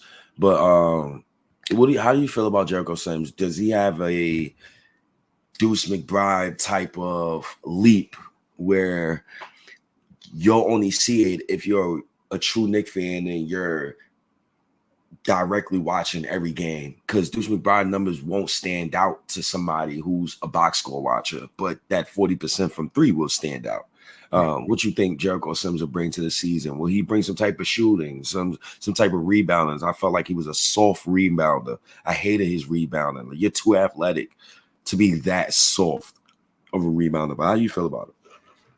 It's not just athletics too, man. That guy's strong as a bull, bro. That dude is strong. One thing I like about Jericho though is he be hurting cats. Like when he's down there, he just throws his body around, and you can't move him. So a lot of times he'll walk past somebody go, damn, like because he's just coming in there like a bull in the China shop type of thing, So I mean, one thing, I mean, you see him with the jump shot, he's shooting with his left and his right hand. Like, what the fuck, man? So, like, you see Mitchell Robinson shooting threes too. So you're like, these guys, they train for all these different things. So how come it doesn't show up in the game? I just don't understand it. I just don't understand it. You look so smooth in the post, all these turnaround jump shots. I'm talking about Jericho Center, turnaround jump shots in the paint that he's working on. How come that doesn't translate into the games? It's like talking about lights. The lights are brighter when the game is on, I guess. So I don't expect much from him, man. But like I was saying before, at this point in time, like I want the Knicks to be the point where they put anybody out there and everybody knows what to do. They just know their job and they execute their job. That whatever they need, that Tom Thibodeau has the team doing. No matter who gets in the game, I'm hoping that at this point that everybody gets in there. That there's no development. The development is done. I don't want to hear nobody talk about, oh yeah, we need to develop this guy or get him confidence. Nah, man, those days are done. Like whoever comes out there, they have to produce. They have to produce. But my thing is, if these guys are not going to produce, they should not play. We're at that point now. That's true. That's true. Shout outs to Sims, man. I think Sims is going to have a good effect on the New York Knicks. Honestly, like I really do. His confidence is nice, man. You see him sitting in limousines and stuff like that with his legs spread out, like whatever. You know what I'm saying? So, I don't know what's going on with him, man. So maybe that's a sign that's showing that he's like, breaking out of his shell because he's a little goofy, a little weird. Yeah, man. Shout outs for the question about Sims, Dwayne. Appreciate you, man. Shout outs to Harlem CEO. He's still in the building. Julian, Mitch got to play up the Wemby. Mitchell Robinson will have no issues with Wembanyama. I'm not worried about that matchup at all. I'm actually like begging for it. like honestly. Just to get a good gouge of Mitchell Robinson and his defense. But that's what he brings to the table, though. So like let's say, like a team like Boston, he might not be so good, but he can lock up Wembanyama. So that's what he brings to the table. So I mean, he's definitely gonna be needed. We got no time for development. It's championship or bust. You can still win the championship while developing. People can still get better. Jalen Brunson can still get better. Right, even though he came off a season 28-7, I think development stops at the age of 30. Like, whatever you like, everybody can't be LeBron, bro. Like, everybody can't be these generational talents, Durant and all of these guys. I think between the age of, matter of fact, development don't stop until the age of, I think about 32, 33, and then you start to decline heavily. For example, like a guy like LaMarcus Aldridge, he went off in his late 30s and scored 50 plus points. Like you have a chance to still produce and get better. I think it's your drive for the game. Like, do you love what you're doing? Yeah, but when guys are talking about development, they're talking about like, we got, maybe he can get a 3-point shot at this point. Like, nah, man, that's done. These guys. It's like it is what it is now at this point. It is what it is. You guys, you're not gonna be like, oh, Brunson's gonna develop I don't know, I'm gonna shoot it off his ass or something. Next year, shoot it out his ass. It's not gonna happen, man. Guys are who they are, man. They just, you just have to just go with it at this point. Nah, you're definitely right about that. Shout out to the New York Knicks. We're coming back, right? To January. Why the hell they have the New York Knicks playing on New Year's Day? On New Year's Day? Who the hell made this schedule, man? What the fuck? And we play Detroit. We play Detroit on the road on New Year's Day. That sucks, man. Yo, bro. Who the fuck wants to be in Detroit on New Year's Day? That's like a setup. And in Miami, they're in Miami away on the 30th. No, I'm looking at the wrong day. So I'm back to December. So they play Washington. So they're at Washington, and then they go over to They go to Utah. Yeah, I'm looking at it all fucked up. Utah is the who we play, right? Yeah, man. They go to Utah. They in Utah New Year's Day. That's even worse. What the fuck, man? Freaking Salt Lake City. What the fuck is this schedule? Oh my God, Jesus Christ! Utah, OKC, back to back. You got OKC and then you got Chicago. Yo, they really trying to do us in this year, huh? So you want the Knicks have a 1-day break, go play OKC at 8 p.m. and then you want them to fly out to Chicago and play Chicago at 8 p.m. Yo, okay. On a back-to-back, that's bugged, man. On a back-to-back, and then we get another 1-day break. And you got to play Orlando at 7:30. And then you give us Toronto, OKC, then Milwaukee, and then Detroit. Back-to-back. Luckily, all of these are home games. Yeah. I think the Knicks are going to be a tough out at home next season. I think the Knicks, out of all of these home games, I think the only possible home game they will lose, the two possible home games that they will lose, in my opinion, I believe they'll lose to Detroit on a Monday after you face Milwaukee on a Sunday at home. Like come on, who made it's a this trap game? Yeah, right. Trap game, super trap game. And then I think they will lose at home Saturday, 7:30, Sacramento Kings. Okay. That's too much time off. 3 days in there. Yeah, 3 days. You got to lay off, and then they probably having fun. They with their groupies and all of that. They getting PC. So they groupies, man. Yeah, man. You know how they do, man. They pay them off good. About the Knicks, man. We got a family oriented team, Family. Yeah, everybody's pretty much locked in with they women and stuff. Then they pay them off, man. They pay off the side joints, man. The side joints they don't the say main nothing. chicks are the side ones, or are you talking about? No, I'm talking about the side joints. Oh my God. They Knicks players. Each one of them got 10 side joints. They got 2 that they pay off their mortgage for the whole year. They just quiet. They won't gas me. They wanted Derek Jeter. Derek Jeter. He probably opened up a bank just for that. You know what I'm saying? Because Derek Jeter done been with so many like famous celebrities, and God knows how many like randoms that he's been through, whatever. And you have never ever once heard anybody say anything bad about Derek Jeter. He paid them off, man. Handsomely. Yeah. But that Sacramento Saturday game and two more trap games I'm thinking of, that Memphis game on Monday at 7:30 and that Toronto game in the middle of the week. Because I think every game between us and Toronto is going to be a war battle. I think that's going to be a battle. Yeah. Because RJ and Quickly and them boys, they're gonna want to go at us. So, hopefully we could go at them. And I do think the Knicks. I don't think the Knicks will make a trade at this time, Eru. Yeah. So I think when they'll make a trade is right before the trade deadline, because now, looking at the end of January, you got Philly, Minnesota, you got Atlanta, Brooklyn, you got Sacramento. We play Sacramento actually on my birthday. That's cool. Right on a Saturday, and then we got Memphis, and then we got Denver, right? We got Brooklyn as an away game, which is basically a home game. So basically, we have all home games in January. We only have 3 away games officially, in my opinion. If you count Philly, because Philly ain't shit, man. They don't hold down they don't hold down their home court, man. So. Oh man, the hell with Philly, man. Philly go to hell, man. Yo, shout out to Memphis, man. I think this guy John Morant, that's his first time in New York since he's been out. And so I think he's gonna try to drop 80 in that game, man. What do you think? OG and Anobi. Mikal Bridges, I got you. Mitchell Robinson. I think Mitchell Robinson will play well against a team like Mitch. Minnesota too. Remember he kept trying Mitch a couple of years ago. Mitch kept meeting him at the rim, like, yo, bro, please stop. Like,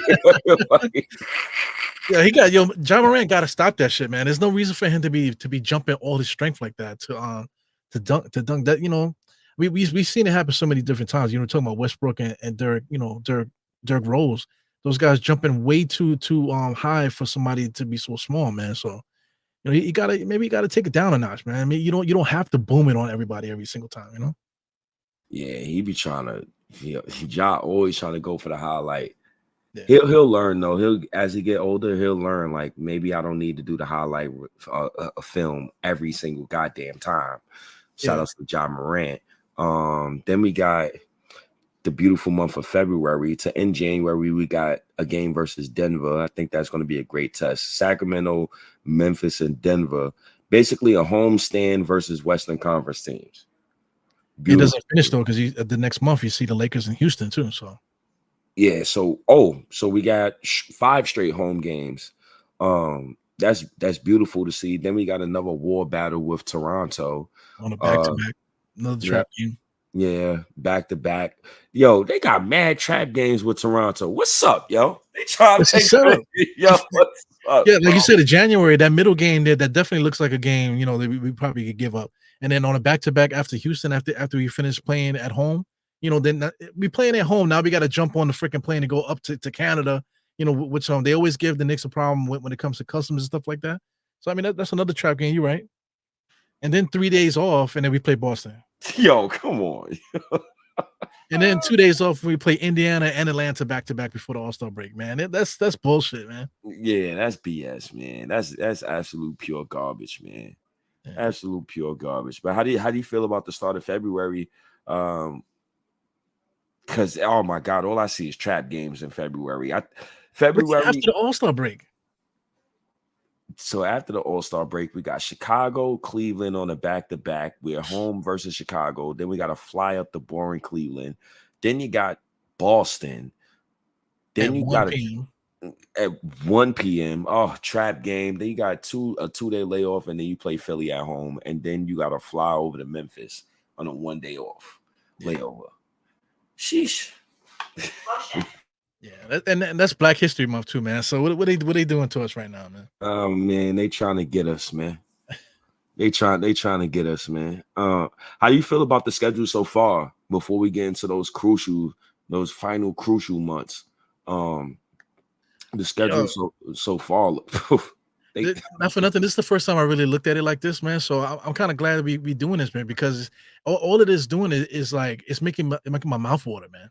You know, I'm thinking about the games now. I'm thinking about who they have on the roster. I'm thinking about how we match up against certain teams, and then just playing out the climates and what we think is going to happen, the trap games and all the energies and stuff that's out there.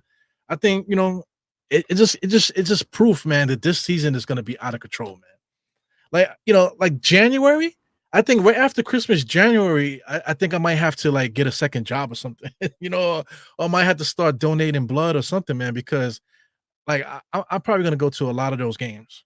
You know, I'm looking at Memphis. You know, there's quite a few games there, man, that I'm looking at. You know, yeah, it's a lot of games. It's a lot of games that the Knicks gonna be having this season. I'm definitely gonna have a lot of days off, so I'm gonna be attending a lot of these games, or I'm gonna be going downtown to the bar, go to a nice bar. Got a lot of Knicks fans that be in the bars down there, especially in Blarney's and other places. So yeah, you know the Knicks gonna be on fire. Yeah, historic. It's gonna be a historic year. I don't think it's been this. I don't think it's gonna be this crazy. I don't think it's been this crazy since they won a championship. I want to say. You know? Nope. I don't think last year was fun, but I think this year is gonna be totally crazy this year. Yeah, bonkers, because everybody got huge expectations.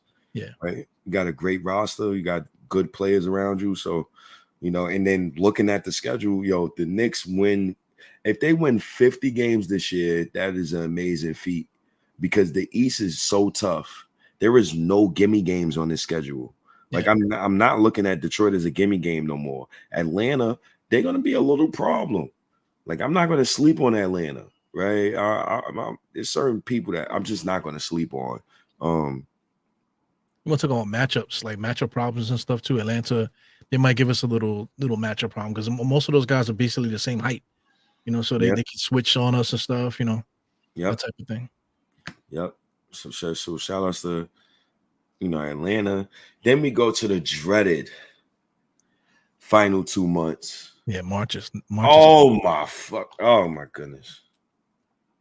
I didn't even. Oh my god! Yeah, March is tough. March is. Oh god! March is super tough. March. Shout out to the NBA, man. You start off away versus Miami. Wow. And your game is at 6 p.m. Who the hell made this schedule? I don't know. What the hell? Then you got Golden State at home. So you flying from Miami, you coming back to New York. Then you flying out.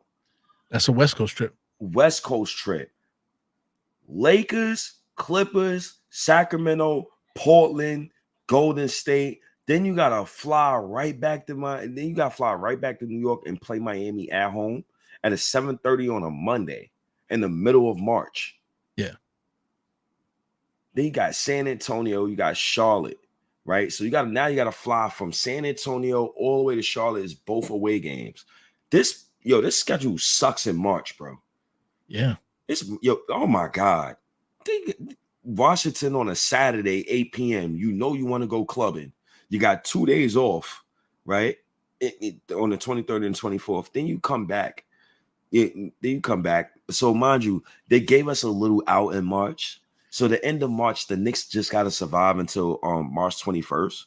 And yeah, then but they're gonna need that though. That little home span with the 2 days off, they really gonna need that because like you're saying with the layovers, you want to talk about flying from Golden State to Miami. That's cross country. Then you got to go cross country from Miami to San Antonio, and then then you said from San Antonio to Charlotte. That's cross country too. So you got all these cross country flights. That's problematic, man. Yeah, sheesh. Yeah, that's beast, man. Nobody ain't got time for that, bro. Yeah. This March schedule is monstrous, man. Let me show some love to the chat, man. Shout out to the 219 people that's listening on here. I got 140 something listening on Twitter as well, man. I really appreciate you guys who's tuning in right now. All of you guys, man, you wonderful Knicks fans, man. Without y'all, there'd be no us, I believe. Right? In my opinion, I believe fans is the guys, especially the people that you probably never see a day in your life. Those guys are very supportive, man. Appreciate you guys so much, man. Big part of the show, man. A lot of talking points and just being in support is just amazing. Yeah, that's a fact, man. Shout out to Dwayne. What do y'all see Dante DiVincenzo now coming off the bench is going to do? I hope he's Vinny Johnson again. I mean, Vinny Johnson helped win championships. Yeah. Dante DiVincenzo just came off a season where he effectively broke the Knicks 3-point record, something that I've wanted him to do because I hated Evan Fournier. Evan Fournier stinks. I never liked Evan Fournier. I never want to see Evan Fournier in the Knicks jersey ever again. There was Knicks fans who tried to come at me for Evan Fournier, but shout out to Evan Fournier, man.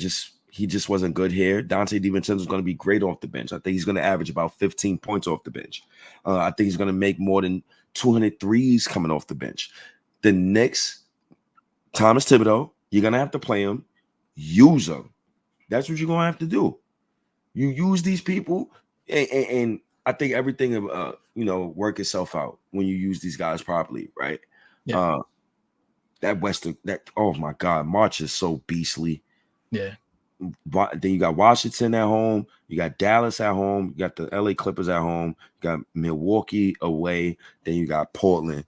Appreciate you, Dwayne, once again. Jermaine, that's not the role for a center in this offense. Well, Thibodeau gonna have to make sure he try to put that role for that center in this offense. I don't want to see a playoff game where Mitchell Robinson just only shoots the ball twice. That's the type of stuff that I don't want to see. When was the last time Mitch Robinson shot the ball? You know what I'm saying? I mean, dunk the ball about 4 or 5 times. Like, I want to see more shot attempts than just 2. I want to see him get some type of run on the offense. Yeah, but do you with the firepower that we have, do you think Mitchell Robinson gets any opportunities? Because we got to run stuff for McHale, we got to run stuff for Julius Brunson. You got DiVincenzo also. You got OG, you got a bunch of guys. So Mitchell Robinson got to take a number. It depends. Yo, man, I'm gonna leave it up to God, Eru.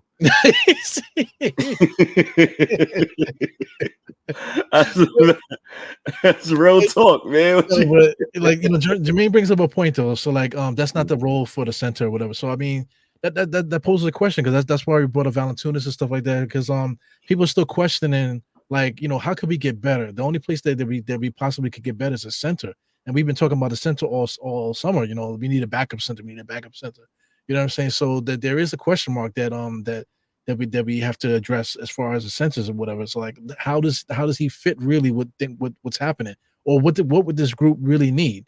They kind of need somebody that can probably stretch the floor a little bit better. Maybe somebody that has a little bit of a pulse on basically Hartenstein. Not for nothing, basically Hartenstein, but we had to give him up. So it's hard, man, because all of the good center prospects are taken, basically. So if you're going to get somebody that's going to be basically an unknown person, that's all we have to go for, unless we trade for somebody. So what is that player that people are thinking about? It's on the tip of everybody's tongue, but we just really can't figure it out. We just really probably just going to have to see these guys play, to see what's really missing. Agreed. I asked Knicks fans the other day, forget about Jalen Brunson, Mikal Bridges, and OG Anunoby. The 4 and the 5 position is the 2 main positions that might be traded if the Knicks gonna make an upgrade. With that said, who's that said player that would fit perfectly in the starting lineup? And then I heard a few names. I don't want Karl Anthony Towns. It's on the tip of my tongue. Remember we talked about that a little bit. Once you really think about it, Karl Anthony Towns fits perfect, because we already know that we could play OG and what's the name together, OG and Josh Hart together. So that cleans up. Now we got Mikal Bridges. You could play him at the 3. You know what I'm saying? So we basically have the forward position covered, especially with Precious here.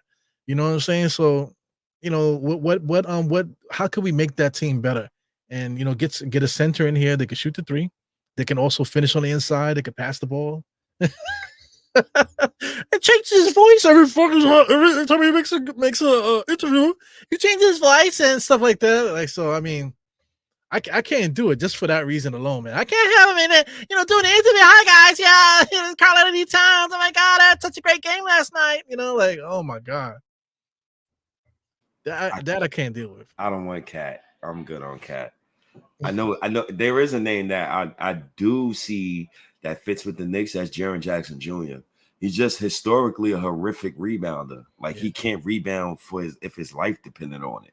So it would be like a Randall for Jaren Jackson Jr. And then you still keep Mitchell Robinson in the hopes that he stay healthy, or you find yourself another big bruising center to fill in that role. But for me, it's like Jaren Jackson Jr. He fits to a T. To what I would like to see, in a perfect world, next to Mikal and Brunson and OG Anunoby, is Jaren Jackson Jr. That power forward position, that guy who, could block shots and space the floor at the same time and does not need the basketball in his hands. So he moves really good too. Young guy. He has history too. I think his dad still is like a scout for us or something like that. I think Jaren Jackson, if I'm not mistaken, or he was, part of the Knicks organization in some kind of way. No, I think he's in baseball. Man, he's something. Jaren Jackson? Yeah, I don't know these things, man. I forgot. Jaren Jackson, Sprewell dunked on him, when the Knicks played San Antonio in the playoffs that year. Oh, his pops? Yeah, Jaren Jackson. Sprewell banged it on him, man, on a fast break, caught it, cocked it back here, bow, banged it right on his ass. Shout out to Spree, man. Shout out to Spree. What up, E? Just getting in. Shout outs to Dollar Music. I can't with Cat. He sound like Mickey Mouse. Yeah, I'm good on Cat. I'm strongly with that. He sounds like a very zesty Mickey Mouse. Oh my God. Anthony Towns is weird, bro. That's a weird dude. This ain't, for nothing. Like I hate, because I mean, then it makes you seem like the old guy. Like, oh man, this generation, you know what I'm saying? Like, get off my lawn type of thing. But there's a lot of zesty cats out there, man. It's just, it's weird, man. It's a different world, different world right now. Get off my lawn. Get off my damn lawn. Oh man. Nick Richards would be a perfect fit for us. I agree with that, but I think that ship has sailed already, bro, to be honest with you. This March schedule looks like a final boss you can't beat in Mortal Kombat. So you got to keep present. You got to keep switching your character. Like, you can't beat Shao Kahn. Like, why would they do this to us? You give us a back-to-back home games versus Dallas and LA Clippers. Then we got to fly to Milwaukee, and then we got to come back home and verse Portland. Portland is a trap game. They might be tanking. Who knows? The Cooper Flag sweepstakes. We'll know who's in the Cooper Flag sweepstakes by the first week of the NBA season. See, the good thing about this year is these next couple of drafts, these next like 2 to 3 drafts is going to be insanely deep. So you're going to be able to probably acquire a player that's going to be drafted in the late first round who eventually comes a superstar probably in like 7 to 8 years. Mad players have done it. So like Chris Middleton, you got Paul George, Kawhi Leonard, man, you got Giannis. A lot of these unknown players, Jimmy Butler, right? Of Jalen Brunson, top 10 second round pick of all time, in my opinion. Jerome Kersey's on there, Brunson's on there. Dennis Rodman is on there. Draymond Green is on there. Jokic is on there. When you mentioned those names, a lot of those guys have some time in between. So, it's like you're saying, like it's due for like somebody else to come up, some more guys to come up in the ranks, man. So I'm happy for it because it's better for the league. But Portland would be a good spot for Cooper Flag, I think, man. Him being up there, the Pacific Northwest over there in Portland, nice and smooth. I think that'd be a good spot for him. Cooper Flag will be in Brooklyn. You think he'll be in Brooklyn? Cooper Flag will be in Brooklyn, bro. That'll be tough. I promise you that. And the reason why, Adam Silver's a smooth devil. You know what he does that I really like during the lottery? What? Once you get the first overall pick, you're going to drop back in every single draft lottery you're in until you're out the lottery. So you notice Pistons got the number 1 overall pick. What's been happening to them? Right? Yeah. So once you get that number 1 overall pick, you see that happen to the Spurs again to this year. I'm gonna give you the number 1 overall pick, homie, but I ain't giving you that number 1 overall pick no more. Atlanta threw them a bone this year, right. And I think he threw them the bone because he said, "All right, you know what? Let me make sure the lottery nobody would never try to tank again." Right. so he gave Atlanta a pick, but I think Cooper Flag is destined for Brooklyn. I think he will be in Brooklyn, bro. Yeah, for sure. Atlanta needs to be good too in this day and age because the way social media is, I feel like every black influencer is in freaking Atlanta. You know what I'm saying? So you need Atlanta to be dope. You know what I'm saying? So it could be that could be the thing. Back in the days, like the Ewing draft, they talk about the frozen envelope. They put Ewing in New York because the Knicks needed somebody. After having Bernard King and whatever, they needed Ewing over there. So the NBA does what they do to make things happen. You know what I'm saying? Yeah, they definitely do. Bird and Magic end up in the Lakers and the Celtics. Come on, get the fuck out of here. You know what I'm saying? How did that happen? Yeah. Tell us more. Oh God. That's a tough stretch though in March. And then finally we got April. Shout out to the 260 people that's watching live right now on my end. Shout out to the 150 plus, 40 plus who's watching on Twitter, man. I really appreciate you guys. You guys are the fucking best, man. I promise y'all is so great. Mike, would you do Randall 4-year, $150 million deal starting next summer? I think I would. I got to get the calculator out, man. Yeah. 150 divided by 4. I would do 4. So I would do That's not that. bad. That's not bad. I would do a 4-year 160 because I'm feeling a little generous. As long as you don't want 4 years, $181 million. You know, long as you don't want 4 year, $181 million, I'm straight. You feeling generous, man? Yeah, I'm feeling a little generous. But I was gonna say something, but you are pretty generous, man. Like, shout out to the merch you've been giving out to everybody, man. I don't like to accept merch, man, but I don't like to accept gifts, period, man, because I just got this thing. I want to support you. I feel weird when somebody wants to do something back. You know what I'm saying? So shout out to what you've been doing as far as giving out merch and stuff. I think that's dope. That's a good thing. Nah, some people buy. I only really give free merch to females. I'm being dead honest with you. I don't care about men. I don't care. Like, but since the sneakers and stuff, I'm trying to expand that, and I'm really been sending those out. I've been trying to really like get those out, but I'll be sending like female stuff. Like men, nah. But most of them like they pay. Wait, you want your Derek Jeter? That's what you're doing? Nah, I know. No.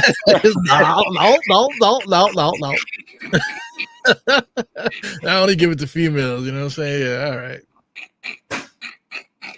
The state got some he got groupies and stuff now, man. He got a little hush money here and there.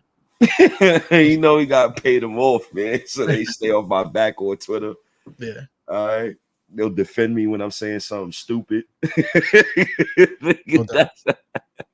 That's how it goes. I definitely would pay Randall that though. Your impersonation of cat is diabolical. Not cat really do sound like that though. Zesty, bro. Crazy. You know what's funny too? Like girls always tell you what's up. Because remember that girl, I don't know if you're still with her, but he was with some like influencer or something, whatever, so.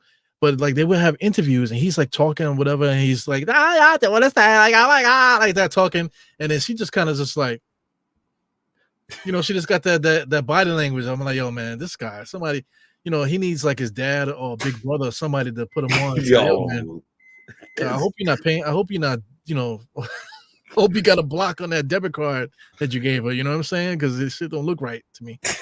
You talking about LTK? Yeah, I think that's the name. Yeah, shout out to Charlotte, man. They do good work, but I don't want to work with people like that. Like, I don't want to like you too company managed for me. Like I ain't got time for that, man. I'm not trying to like.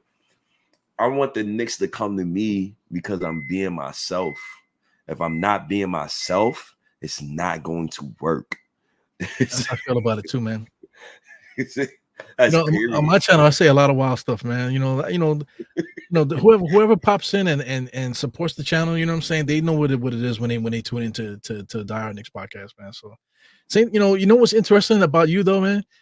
Like you have like 2 different shows. You have like your Twitter Spaces. You be on some.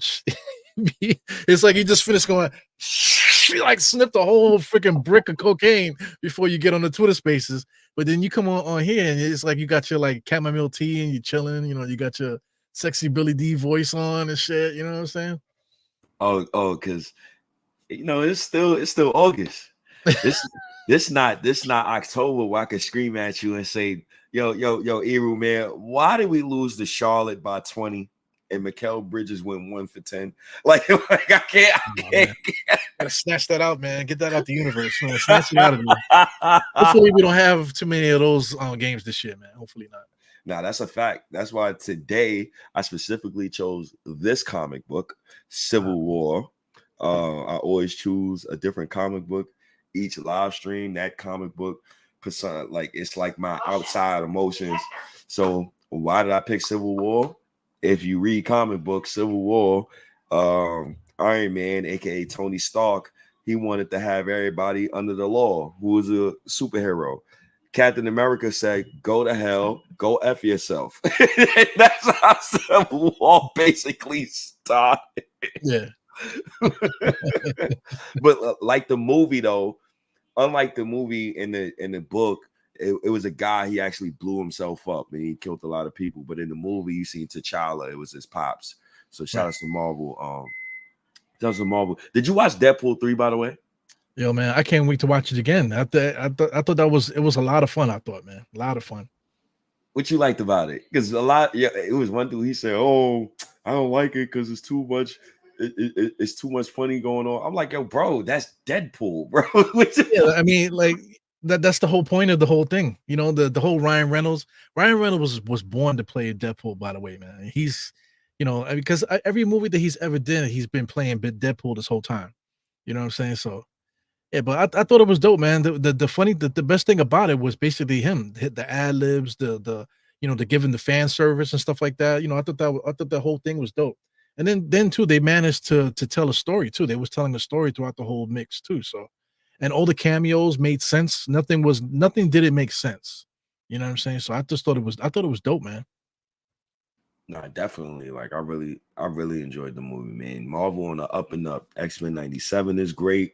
Yeah. Spider-Verse 2 was great. They just got to keep it going. How you feel about Robert Downey Jr. being Dr. Doom? At first, I was pissed, man, because I feel like as a comic book fan, right? Dr. Doom is like, you want to talk about like out of all the villains, he's on the Mount Rushmore. He's Mount villains. Rushmore. Yeah. I want to say of all, just you're talking about DC, any comic, he's Mount Rushmore. Yeah, period. Yeah, no doubt. You know what I'm saying? So like you want somebody that's gonna have like a presence, or somebody that's gonna say, because he used to say like a lot of wild, smart shit. Like it's like, oh, you stupid mortals and that type of thing. He's like on it like that. So I don't know if Robert Downey Jr. could really do that, but I mean, these guys are actors, man. Robert Downey Jr. played a black man, for Tropical Thunder. You know what I'm saying? So if he could do that, he killed it. That dude, he could do Dr. Doom. So I'm with it. But one thing I'm over though, I'm over the multiverse shit, man. So I don't want him to be like, you look like Tony Stark's. I am not Tony Stark's though. Okay, I just don't want to have to go through that. You know what I'm saying? So. Yeah, that's the only thing I like about it. Bring on the X-Men, man. It's well-rounded, well-grounded. I was watching X-Men 3, the Dark Phoenix, where she killed Professor Xavier in the crib. She killed him in the house. Great movie, by the way. Great movie, by the way. Get back to that. Yeah. Stop the gimmicky laughing, hee ha ha. I want to see somebody get punched in their mouth. Deadpool 3 was perfect. Yeah. You got everything that you want. The fan service was dope too, man. So they did a great job, man. He did, somebody Julian just mentioned Deadpool. I'm not Deadpool, Blade. He brought Blade back into the thing. So now it's to the point where they scrapped the new Blade, so they might actually just go ahead and just let Wesley Snipes play him. Nah, he too old. You got to give me a new Blade, like. Blade, no, what you have to do is give him a proper send-off, like Logan. You gotta put him in a movie where he probably got his daughter, you probably got another Blade from another multiverse. You got to do something, but he's too old. Well, I think it works though, because the ensemble, what do you talk about, the Midnight Suns? They could just go right into the Midnight Suns, because we don't need a Blade film where he's establishing stuff, because we already know what Blade could do. He did 3 movies. And you already established him now as that's canon, so just go with that. Just say Blade is Blade. He's been doing this shit for a minute, and then now there's a bigger threat, and now you need to get some other guys together, and they already established some characters. So just put those guys in a movie and let's get it over with already. And then after this is over, then I'm bringing Mahershala Ali or whoever they want to bring in. I just felt like he was just too old. Me personally, I just felt like he was just too old. Yeah. If he was like 10 years younger, 15 years younger, I'd give it a go. All these guys are old, man. You were talking about Robert Downey Jr., all these guys are he in his 60s? Yeah, he's been around for a minute, man. God damn. Even Ryan Reynolds is not young. He's like in his late 40s. Yeah, pushing 50. You're talking about Hugh Jackman. Hugh Jackman is old as hell too, They're going, wow. Appreciate these guys now. Yeah. Right. We got to appreciate a lot of the stuff that's going on right now. Like these past, like, I'm so glad like I was born in the 90s and I got a chance to like see like multiple eras of certain things. I got to see the hip hop era, the golden era, in my opinion, the golden era, 2000 to 2010, where literally every single year a classic album came out between 2000 and 2010. The era, you know, catastrophic devastations happened, right? I remember Hurricane Katrina. I was 15. The goddamn levees broke. I remember Lil Wayne coming up. He mixtape after mixtape after mixtape after mixtape. You got George Bush, right? This guy, that crazy lunatic. I remember being in college and what's this guy named Obama first got elected, and in college everybody's going crazy. So like the growth I've seen like within the past like 20, 25 years, it's crazy. Like even with the New York Knicks, like everything is just growing. So the culture is we getting it back. We finally got the culture back. Well, you know, I got 10 years on you. I think I got 11 years on you actually. But you know, so I mean, just add that to it. You know, add everything that you said, and then add the 10 years that I have on you, man. Because I was there. I remember when there was no Run DMC. I remember when there was no KRS-One. I remember when there was no Eric B. and Rakim. You know, I remember being on the block and like, you know, the local radio stations, Kiss FM, and they pulling up in the trucks and starting a block party. You know what I'm saying? I remember stuff like that. I remember breakdancing in the street with my cousins and stuff, man. So, you know, there's a whole lot of Wait, hold on, you was breakdancing? Yeah, man. Like, do the math. I was a young cat, you know. You got a picture? Yeah, I got pictures and stuff with my cousins, you know. You know, my Puerto Rican cousins, you know, on my Puerto Rican side, they used to break dance and stuff. They also were stick-up kids too on the low. So I mean, so they used to do a lot of stuff. So there are pictures out there with Eru with the freaking, you know, doing that stuff as a youngster. You know what I'm saying? That's fire, man. That's real hip hop right there, yo. That's stupid fire. Yeah. Also with the Knicks too, man. You know, like I just remember a lot of stuff with the Knicks. You know, that's why a lot of times I don't get so upset, because I feel like things have happened already. Things have happened similar to what's happening. So I kind of already been through it. Like if you want to talk about playoff situations, back in the days when we was playing against Indiana and Chicago and all those teams, you know, I was in high school. You know, I was in high school and then like in my early 20s.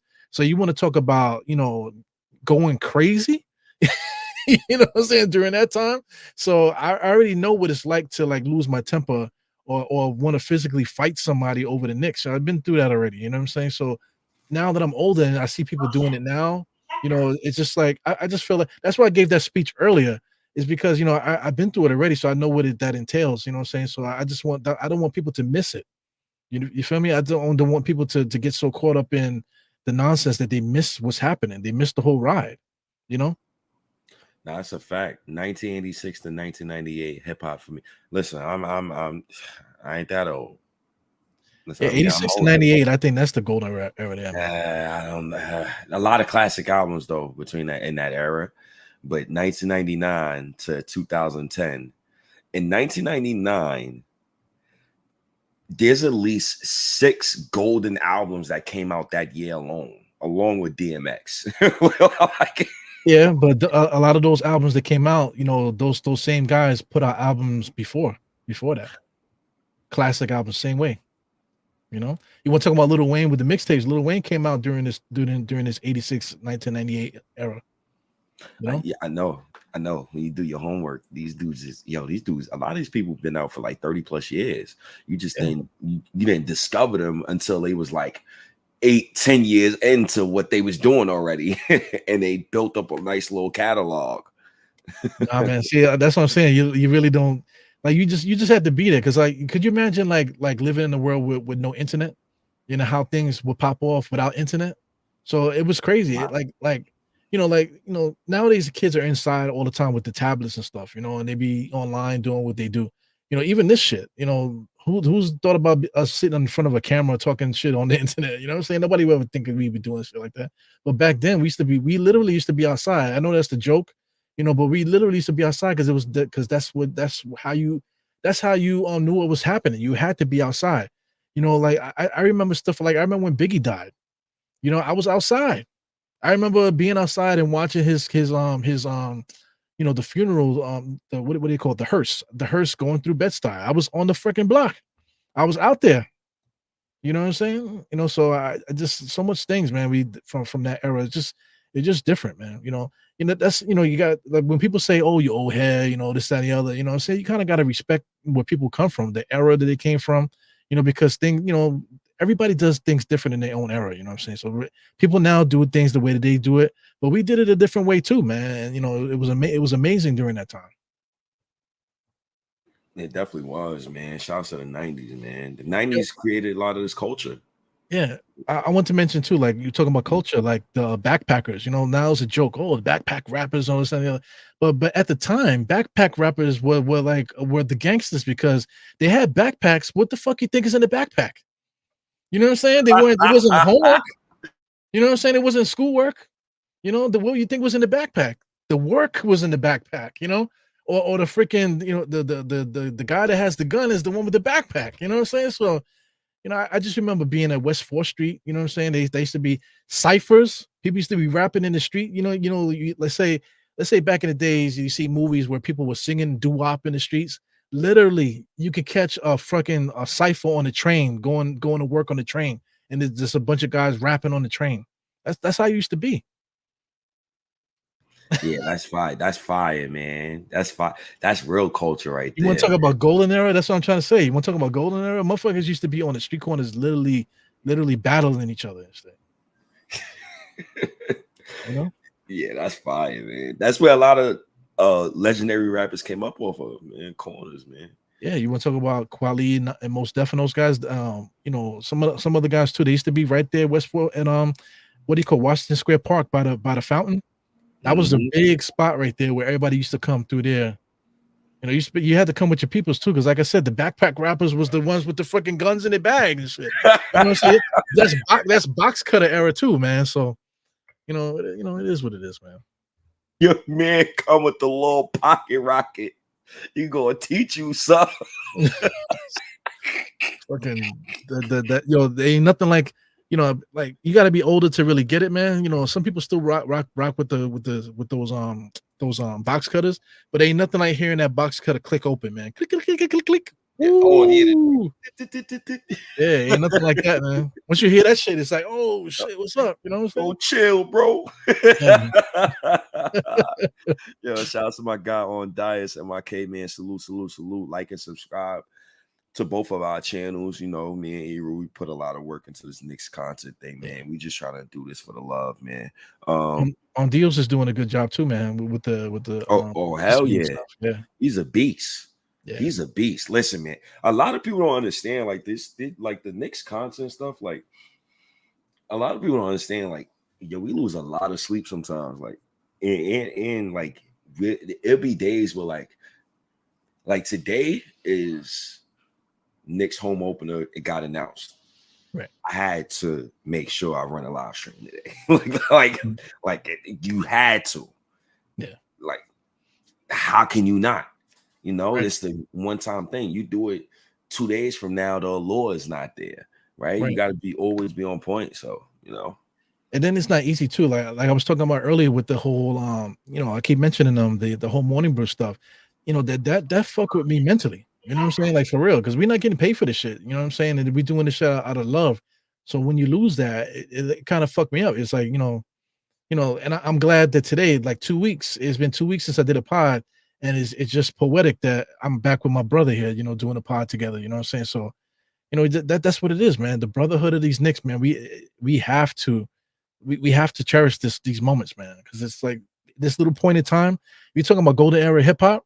This is the golden era of the Knicks fan. When some asshole is gonna write a book 10 years from now and whatever, and they're gonna be writing about you and all this other shit. You know what I'm saying? Like, don't sleep on the moment. You know what I'm saying? Like I said, it'll pass you by. That's a fact. That's why you gotta take everything in, pause, and you gotta make sure like you give it your best. Because tomorrow is never promised, man. Yeah, tomorrow, remember, man. That's a fact, man. Shouts to Mbelly, Raptors fan, want to be a Knicks fan. He's cosplaying as a Knicks fan this season. Shouts to my God.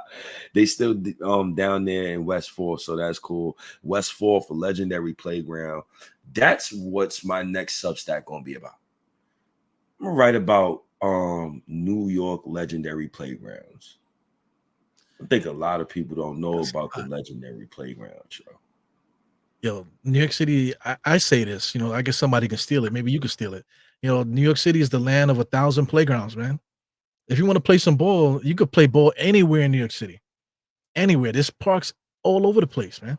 And what's a shame now is that a lot of them are empty now, like compared to back in the days. And like you can walk. Like I used to do that. I used to work where you work at. I used to work at the hospital, or whatever, NYU Medical Center. And I used to walk south. You know what I'm saying? And I used to just walk past parks and whatever, and then I wouldn't have to walk too far. Or even the best park that I used to catch a lot of runs, especially international run, is right over there by the freaking tunnel. Right there on 30. What is it? 35th Street, right there, right by the entrance of the tunnel there. There's a park right there. Yeah, it's a little next to the water. No, not by the water. It's like right by the freaking what tunnel is that right there? The Midtown Tunnel. Midtown Tunnel. Which avenue are you talking about though? That's Second Avenue. Nah, the Midtown Tunnel is not. Nah, that's Park Avenue. No. I'm talking about Second Avenue, because First Avenue is where the hospital is. It's the next block up. And you gotta go down into the tunnel. Yeah, when you go into the tunnel to go into Queens, into Brooklyn, really. Oh yeah, that I think. Yeah, there's a park right there. Back when I was working there, early 2000s and whatever. There used to be a lot of international, people that used to pop up in that park for some reason. I used to catch a lot of run there. What, escorts? what you talking about, man? Yo, man. Hey, yo, what you talking about, man? Man, I'll talk about like you would catch people from Serbia, Yugoslavia at the time, Lithuania. You would catch a lot of people from those areas, and they'd just be in the park because the UN is up the block. So they used to come to that park and they used to be playing basketball. It was crazy. Yeah. Yeah, that's funny, man. Shouts to the 302 people that's watching live, man. Appreciate you guys, man. Appreciate the people that's also chopping it up with us inside of the chat. Julian Blum also, of course. I be thinking Shorty be hitting me up on a DM and it's Dallas with Knicks content. It's like a good morning tweet, right? Like, yeah, that's a fact. That's when you know when you alive. You see some Dallas content, you alive. I promise you. Oh, bro, I was fortunate to go to Harlem World to see Treacherous 3 and many more artists. Man, damn. Treacherous 3, you went way back. That's But I'm saying there's a whole history. Like you're talking about Treacherous 3 now. That's another movement. That's literally the birth of hip hop.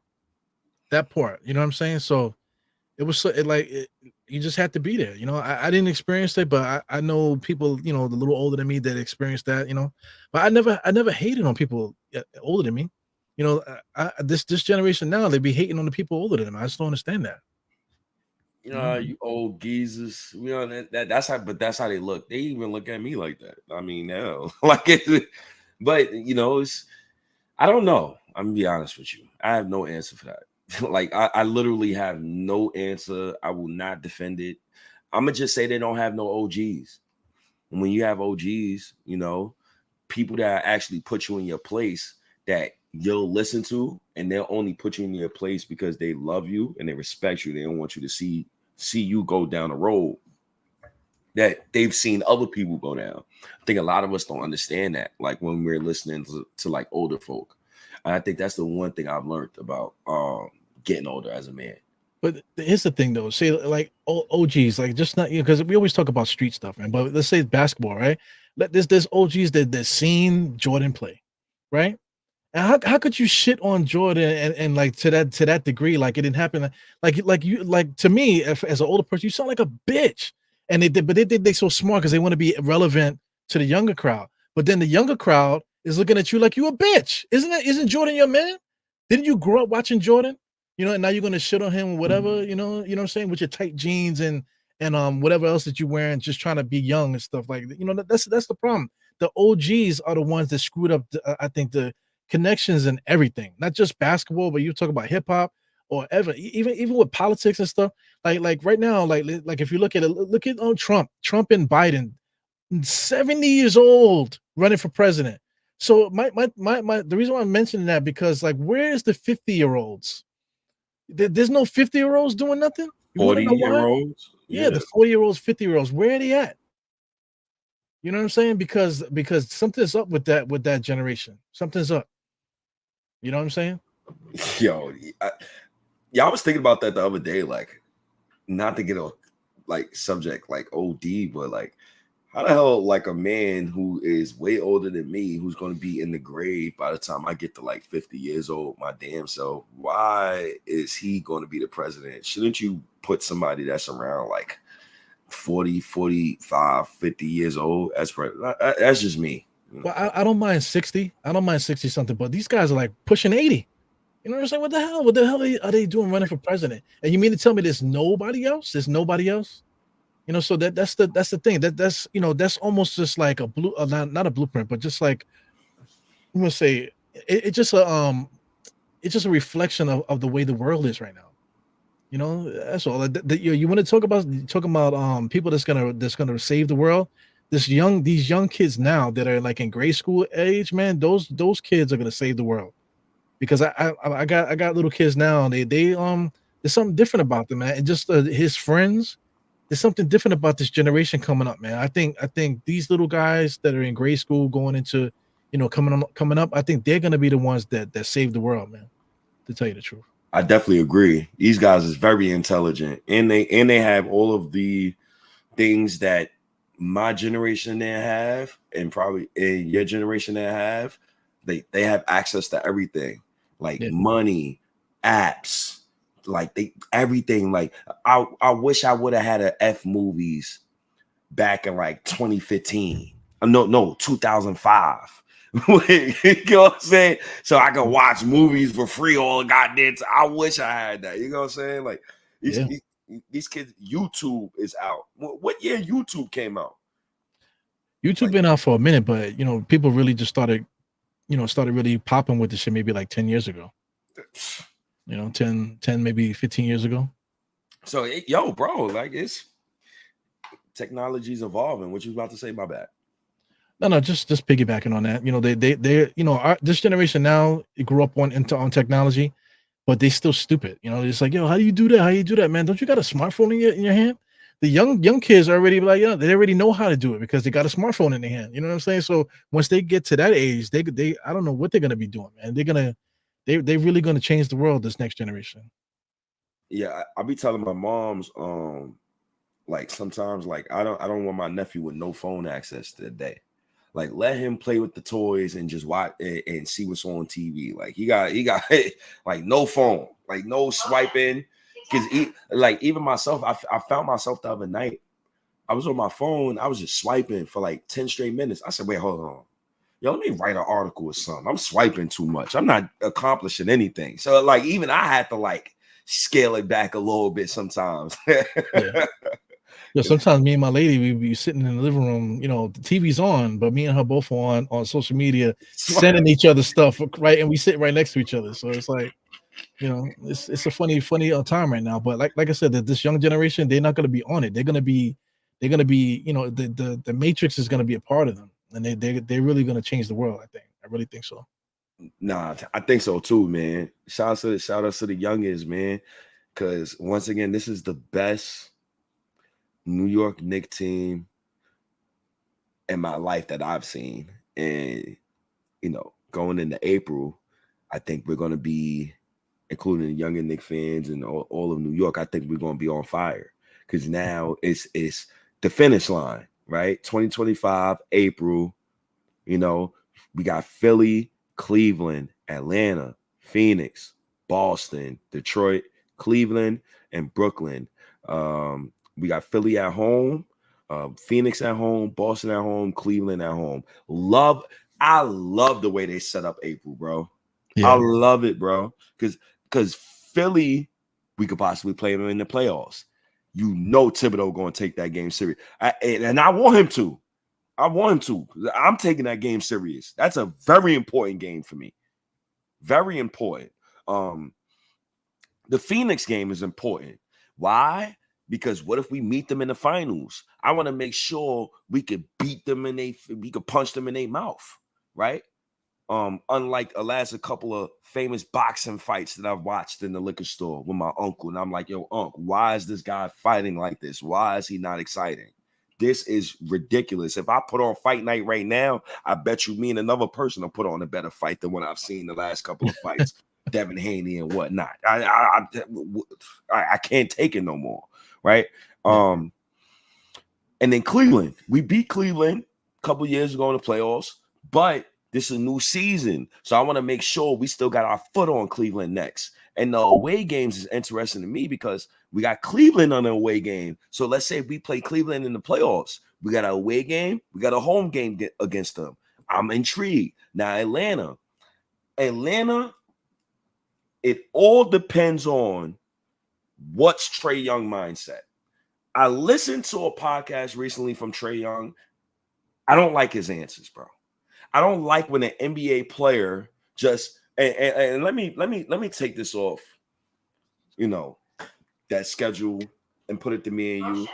I don't like when an NBA player thinks of himself too highly and he's not that guy. Trae Young, for you to go on a podcast and say, I'm going to make players around me better, that is false. That is super false. If I took Trae Young off his Atlanta Hawks team and I put 2004 Steve Nash on that Atlanta Hawks team, what you think is going to happen? Well, talk about it because, he gets stats, He gets a lot of points, Mm-hmm. He shoots the long 3-point shots or whatever, and he gets the assists, but his teams don't win. And he's not making nobody better. Who is he making better? He hasn't made who has he made better in his career with all those stats? You know what I'm saying? He had a nice little run that 1 year, when he beat the Knicks, and that's his claim to fame. Fuck Trae Young is they're gonna say that if he makes because he got the stats, like I said, so he could possibly make the Hall of Fame. So if he goes to the Hall of Fame, we're gonna be saying fuck Trae Young at the Hall of Fame speech. You know what I'm saying? And that's his claim to fame. I'm not worried about a guy like Trae Young. And then when you say stuff like, mind you, his team just drafted one. So he said, teams, they'll draft guys high and those guys is not ready for the keys yet. Mother effer, you don't even deserve the keys. Like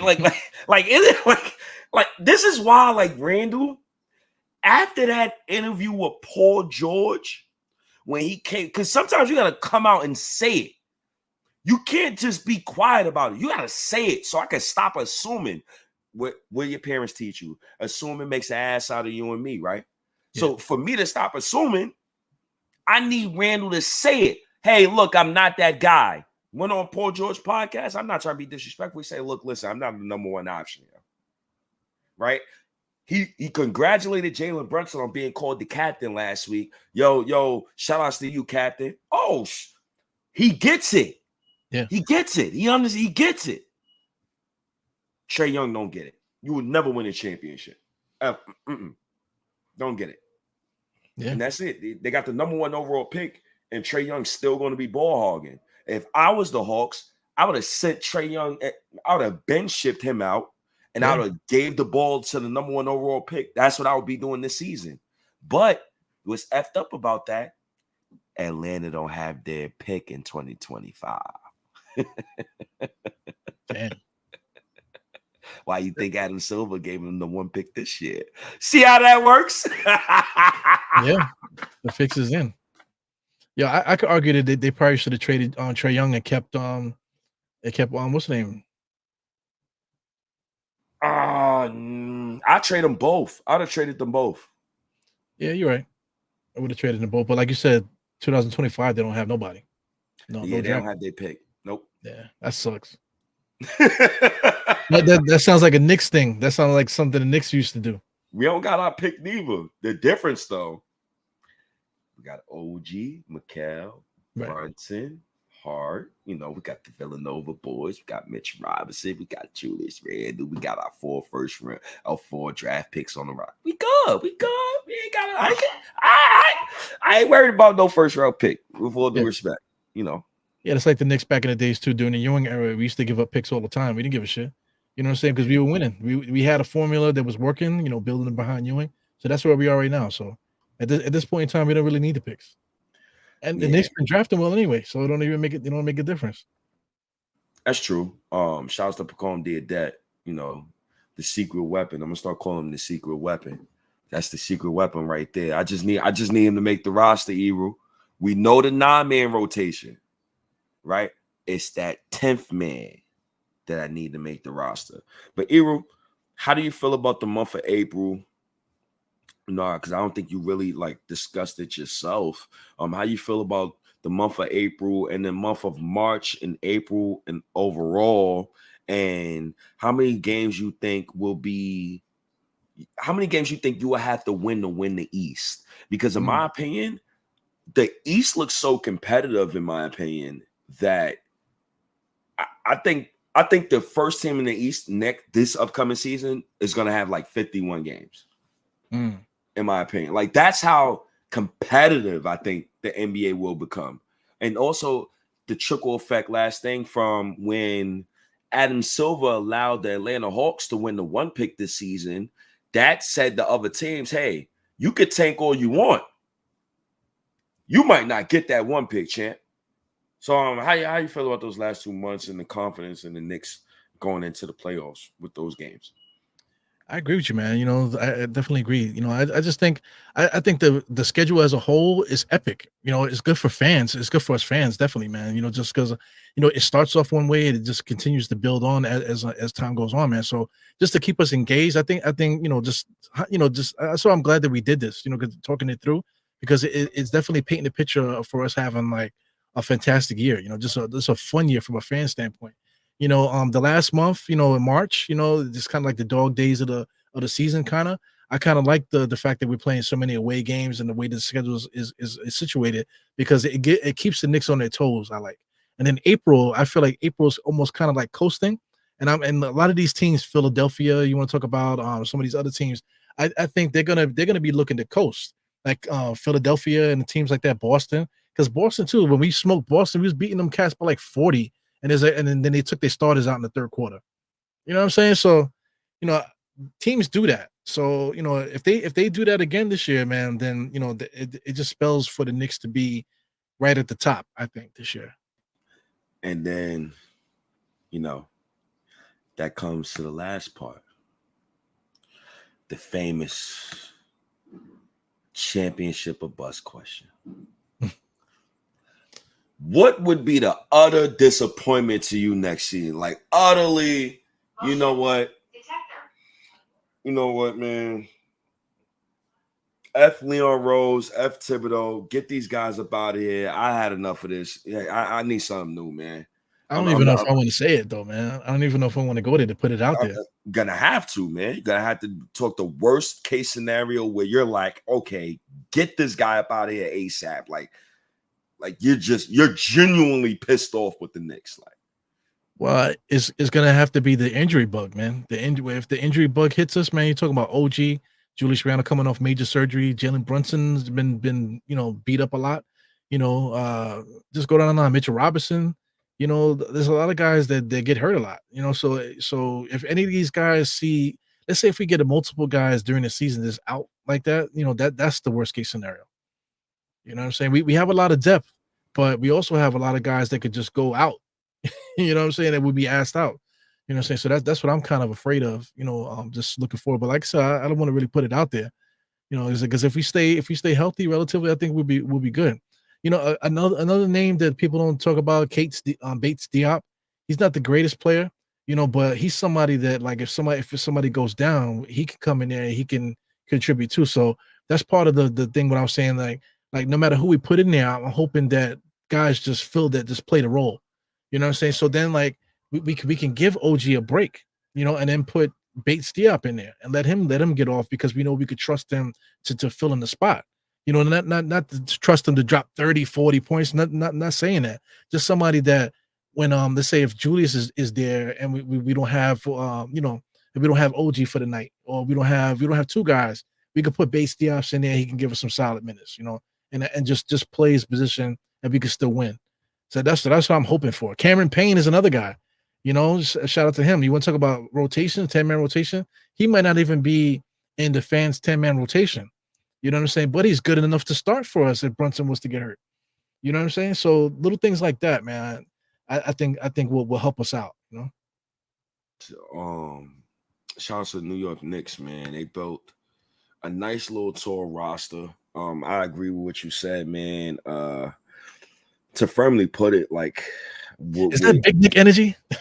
Yeah, shout out to Big Nick energy, man. He's a lot of smoke on Big Nick energy right now. Oh my goodness, man. You know, he always in some trouble, man. Either get accused of stealing, or you somebody think you're talking to them out of turn, man. Everybody. Yeah, they fucked up, man. Oh God, so much drama, man. So much drama on this internet stuff, man. But you know, it is what it is, man. But that's what happens when you got a team, right? And you got a team of guys who they all got different aspirations. Right? I think that's what happens, right? And you put a team together and you don't really know these guys. You don't go up with these guys from the sandbox. Certain guys, you got to take time in order to get comfortable with them, right? You just don't come out of nowhere and form a team. Voltron. Yeah, that's the thing. Yeah, even like, you know, you're talking about Power Rangers or something like that. Even they gotta learn how to use the freaking thing. They gotta you know what I'm saying? They gotta know Zordons. They gotta be handpicked by Zordon or something. You know what I'm saying? They gotta be blessed. That's a fact, man. Yeah, but that's the thing. The Big Nick, it's like the name. Everybody was just rolling with the name so they can get their name out there. You know, the popularity type of thing. You know what I'm saying? So I don't know, man. Sometimes it just, you know, little things like that, it just hurts, man. It hurts when people when that comes out like that, you know. It just hurts a little bit, man. Yeah, it's life, you know. I have no beef with nobody in this community. I think it's just life. I think you understand, like, after a while, like, certain people's gonna get pushed to the wayside. Right. Only the strong survive. Only the most consistent survive. Only the people that's really genuine for the Knicks community survive. That's my thing. Being genuine, being yourself. You know, being your authentic self. I think like I said, I don't know you to the level where me and you grew up together, nothing like that. But I know you enough to know that that's authentic state. You know what I'm saying? Authentic. You know. Yeah. I would like to think that I'm pretty authentic, also. You know. Absolutely. You know what it says? So Tony was like, "Yo, State different in person. I'm telling y'all, he gonna scream on you now, but in person, we chilling." Because I told Tony, I'm like, "Yo, Tony, I'm supposed to scream at your ass while we watching the Knicks up 10 in a bar. Man, if you don't pass me some more weed to roll up in there, with Monica McNutt sitting right next to me and shit, you know what I'm saying? I'm supposed to be like, "Oh, I'm supposed to be doing that." Like, come on, man. That's what I'm trying to say. Like, there's so many things. Like, not for nothing. You know, I'm married. I'm married and all this, right? So just throw it out there. There's a lot of beautiful women in the Knicks Twitter community. You know, and meanwhile, guys on the freaking in the chat, you know, I mean, in the spaces, cursing each other out and saying, being disrespectful. I'm just looking on the back, like, do they not know that there's a whole bunch of like, do you know how hard it is to find a woman out there that you could share the Knicks with, bro? Yeah, you know what I'm saying? They right there. There's so many of them, and I think most of them that be in the chats and stuff. I think most of them are single. They are. What are you guys doing, man? Bickering amongst men. See, that's what we need the OGs for, man. The OGs need to be like, "Yo, man, you know, it, like, you know, shout out to Ben, my guy Ben. You know, Ben, the whole Ben situation. For those that don't know, the Twitter situation, yo, Ben is bugged, man, but he's cool though. I like Ben a lot, you know, but he's a young guy. He's only 19, man. You know what I'm saying? So he got a lot of learning to give up. But I mean, at the same time, there's a lot of guys that are in their late 30s, in their early 40s, even older, that are on this Twitter space stuff, and they sounding like little kids, man. And meanwhile, there's a bunch of beautiful women, beautiful single women in Knicks Twitter. You know what I'm saying? Like if like I love I love my wife, man. But if me and her weren't together, forget about it, man. I'm gonna be like Denzel Washington. I'm going home with something. You know what I'm saying? I'm going home with something. You know what I mean? Shout out to Knicks Twitter ladies. Crazy. Shout out to Knicks female fans, man. I love y'all, man. I hope they feel so comfortable when they come in my space all the time. Cause I mute everybody when a female's talking anyway. Everybody gets muted. I don't want to hear men talk anymore. Once a female comes into my space. Oh my god. Oh, Fritz. I was wondering where Fritz was at. Yo, Fritz, man. Where you was at, man? Hey, Fritz, God damn it. What's up, Fritz? Fritz, what's good, man? It's crazy, man, looking at the Knicks schedule and thinking about what the Knicks can do going into the next season, man. I'm very confident. I think the Knicks should be in finals or bust mode. I think the team and the mindset that the team have, I think they should go out and try to win every single game. I think the fans less arguing with each other, more worried about critiquing. And I think next season, it's more about like analyzing what the players are doing and analyzing what Tibbs is doing on a game-to-game basis.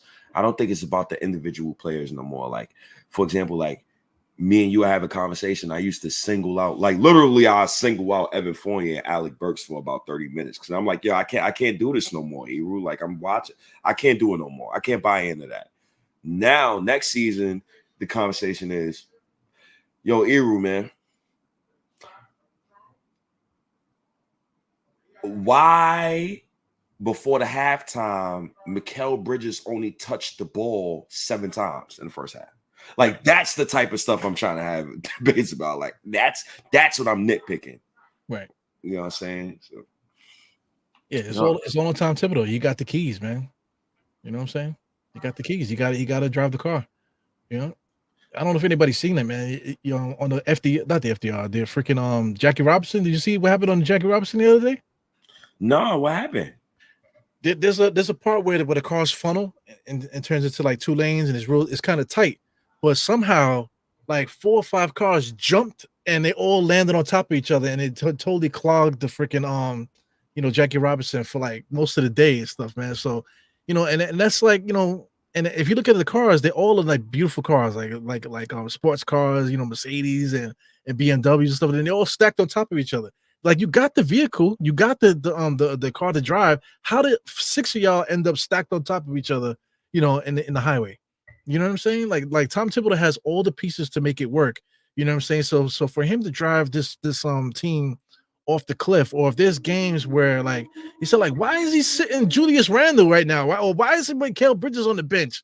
Like, why is he playing Deuce McBride if you got like shit like that? Why is he going small?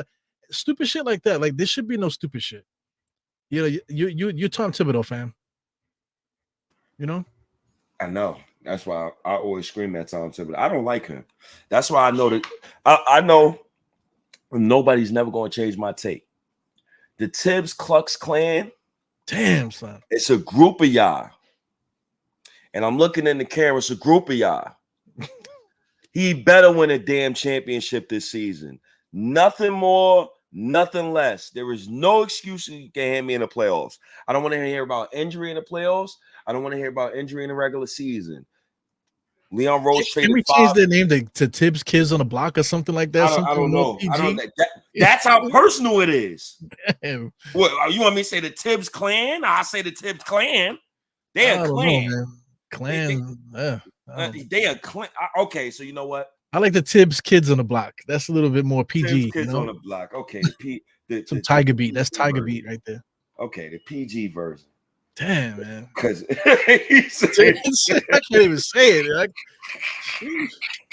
it's personal with me and Tibbs fan. Damn, man. I don't like the mother effers, bro.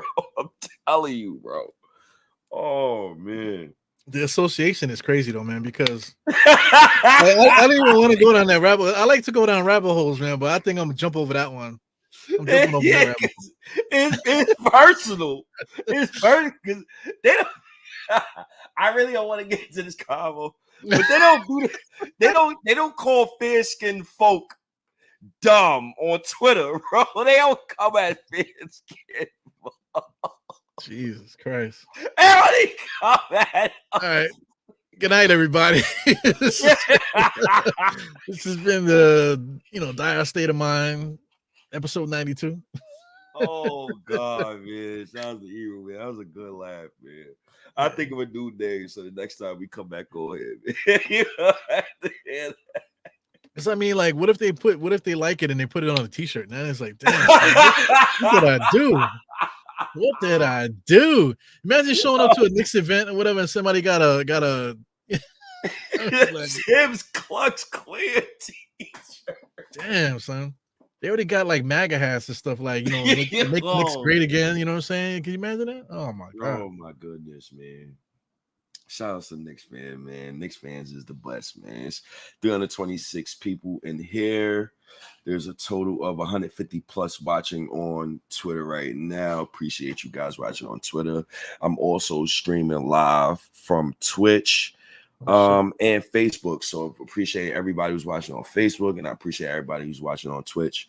We've been on here for 2 hours and a goddamn half. I just noticed that. Eru, man. Let me get you out of here before like divorced or something. Oh, man. I'm glad, that's why I talk a lot of junk about my wife, man, but thank God, man, because if it was any other woman, that she would have been left me already. Like, you're like a fucking weak weirdo, Yeah.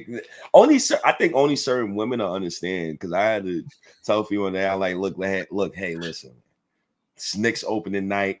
I gotta record today. Like, I can't just not record today, bro. But like it's like this, like, who you going in the back talking to? Oh, I'm talking to State. Who the fuck? State? Do you know his real name? What's his real name? Like that. Oh, you Die Hard? That's your name? Die Hard? Go ahead, text your friends Die Hard. You know what I'm saying? Because it could literally be like that. And then Oh God. Evil, man, this is a good talk, man. This is a great talk.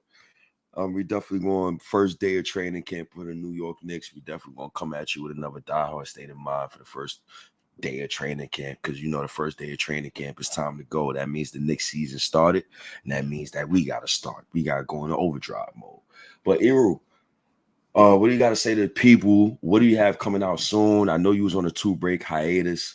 I got you out of the hiatus. Look, I got Eru out of his goddamn man cave. You got to get some of these guys out of the man cave, right? Batman, it's time to get your gadgets ready. It's time to get Superman. Ain't no kryptonite over here no more. Get ready. What's the Hawk lady? Get that mace you be having. It's time. Green Lantern, that little ring you got, you better charge it now. It's time. Flash, you better go in Flashpoint. You better flash your ass to some champion. It's time now. Yeah. But shout out to you, man. Appreciate you. Well, I always got an idea to do a pod, man. If it was up to me, I could do a pod every day about something. There's always something to talk about in Knicks land, So just, I would like to. I have some ideas. I don't want to keep saying what I want to do, because every time I say something, those that say they're not watching are watching it, because they do what I said I was going to do. You know what I'm saying? So got to keep things tight sometimes, but I like to be a little bit more active. When the season starts, I like to do watch alongs and stuff. I don't know how that's going to work, because we all going to be together. So it is what it is. But, I definitely appreciate State. Me and State, we don't pod as much as we used to, because we used to pod like all the time. You know what I'm saying? Together. But, we still could come together, and it's like we just pick up where we left off, man. So I just think that's the essence of what this thing is all about, man. So I just appreciate everybody for enjoying the ride and stuff. And just continue to support me, support State, and let's have some fun out there, man. You know what I'm saying? Yeah, subscribe to NYK Podcast if you haven't already. Yo, subscribe, man. Subscribe to Eru channel. Make sure you subscribe to Eru channel, Die Knicks Podcast. Make sure you subscribe to my channel, State of New York Knicks Podcast. This is one huge Knick community. We all brothers and sisters. Let's keep it that way. Eru, God bless you. Salute to you. Salute to the chat too. Y'all was booming today. I love the chat. I'm gonna give you a short story before we get out of here. Jermaine, that was in the chat. That's my OG at work. I see every work on break. I'm with OG. We talking about the Knicks for a straight hour. So he said to me, he said, "Yo, man, yo, why you was ignoring me when I was in the chat?" Like he took it personal, like, like, and you know, you know when you taking it personal when you repeat it more than 2 times. If somebody repeats something to you more than 2 times, you know they ain't like that shit you did. Yeah, you start getting loud because there's to stop them from crying and stuff like that. You know? he like, yo, you just gonna ignore me, man? I'm like, nah, man. I'm learning how to do both at the same. He's like, man, I don't care if you learn it. Get that together next time. I'm like, all right, yo, you got it, OG. Yeah. But shout out to the chat too, man. Eru, man, once again, man, appreciate you. This podcast audio will be out before 1 a.m. Make sure you Knicks fans go listen to that. It'll be on a lot of streaming apps. It will be on Eru's also streaming that because I'm about to send him this audio as well as soon too. No, it won't, because I can't deal with it. It's too much for me. It's it's easy. All you gotta do is send it to your email, then you download it, right? And then you upload it. I mean, I know how it works, man. But that's too much for me, man. You know? I had to cut it down a lot because because I like to do like little videos too on Instagram and on what's the other one? TikTok, TikTok and Instagram and stuff like that. I like to do videos like that too. That takes up so much time. So sometimes you got to just step back from that stuff, man. But you do everything. You write Substack articles and all kinds of stuff, so. I'm trying, man. I'm trying to be the best ever. Be the best ever, yo. That's all. If you ain't the best, who is, man? I mean, what I'm saying? Whoever else that wants to be it, all they're trying to do is be you. I've been telling you that from the beginning, man. But it is what it is, man. Appreciate that, Eru. Yeah. Appreciate the chat once again, man. God bless all of you guys, man. May God protect everybody in this chat, man. With that said, I'm out of here, man. It's your boy State. Shout out to my guy Eru. Shout out to my guy Rick, who made the instrumental for me for the outro and the intro, whatever.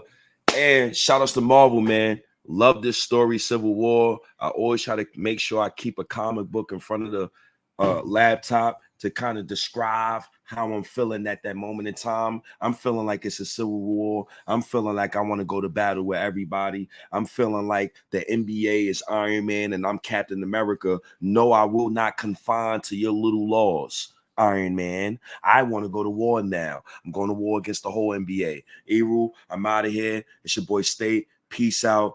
And to the chat once again, love you guys, man. Thank you.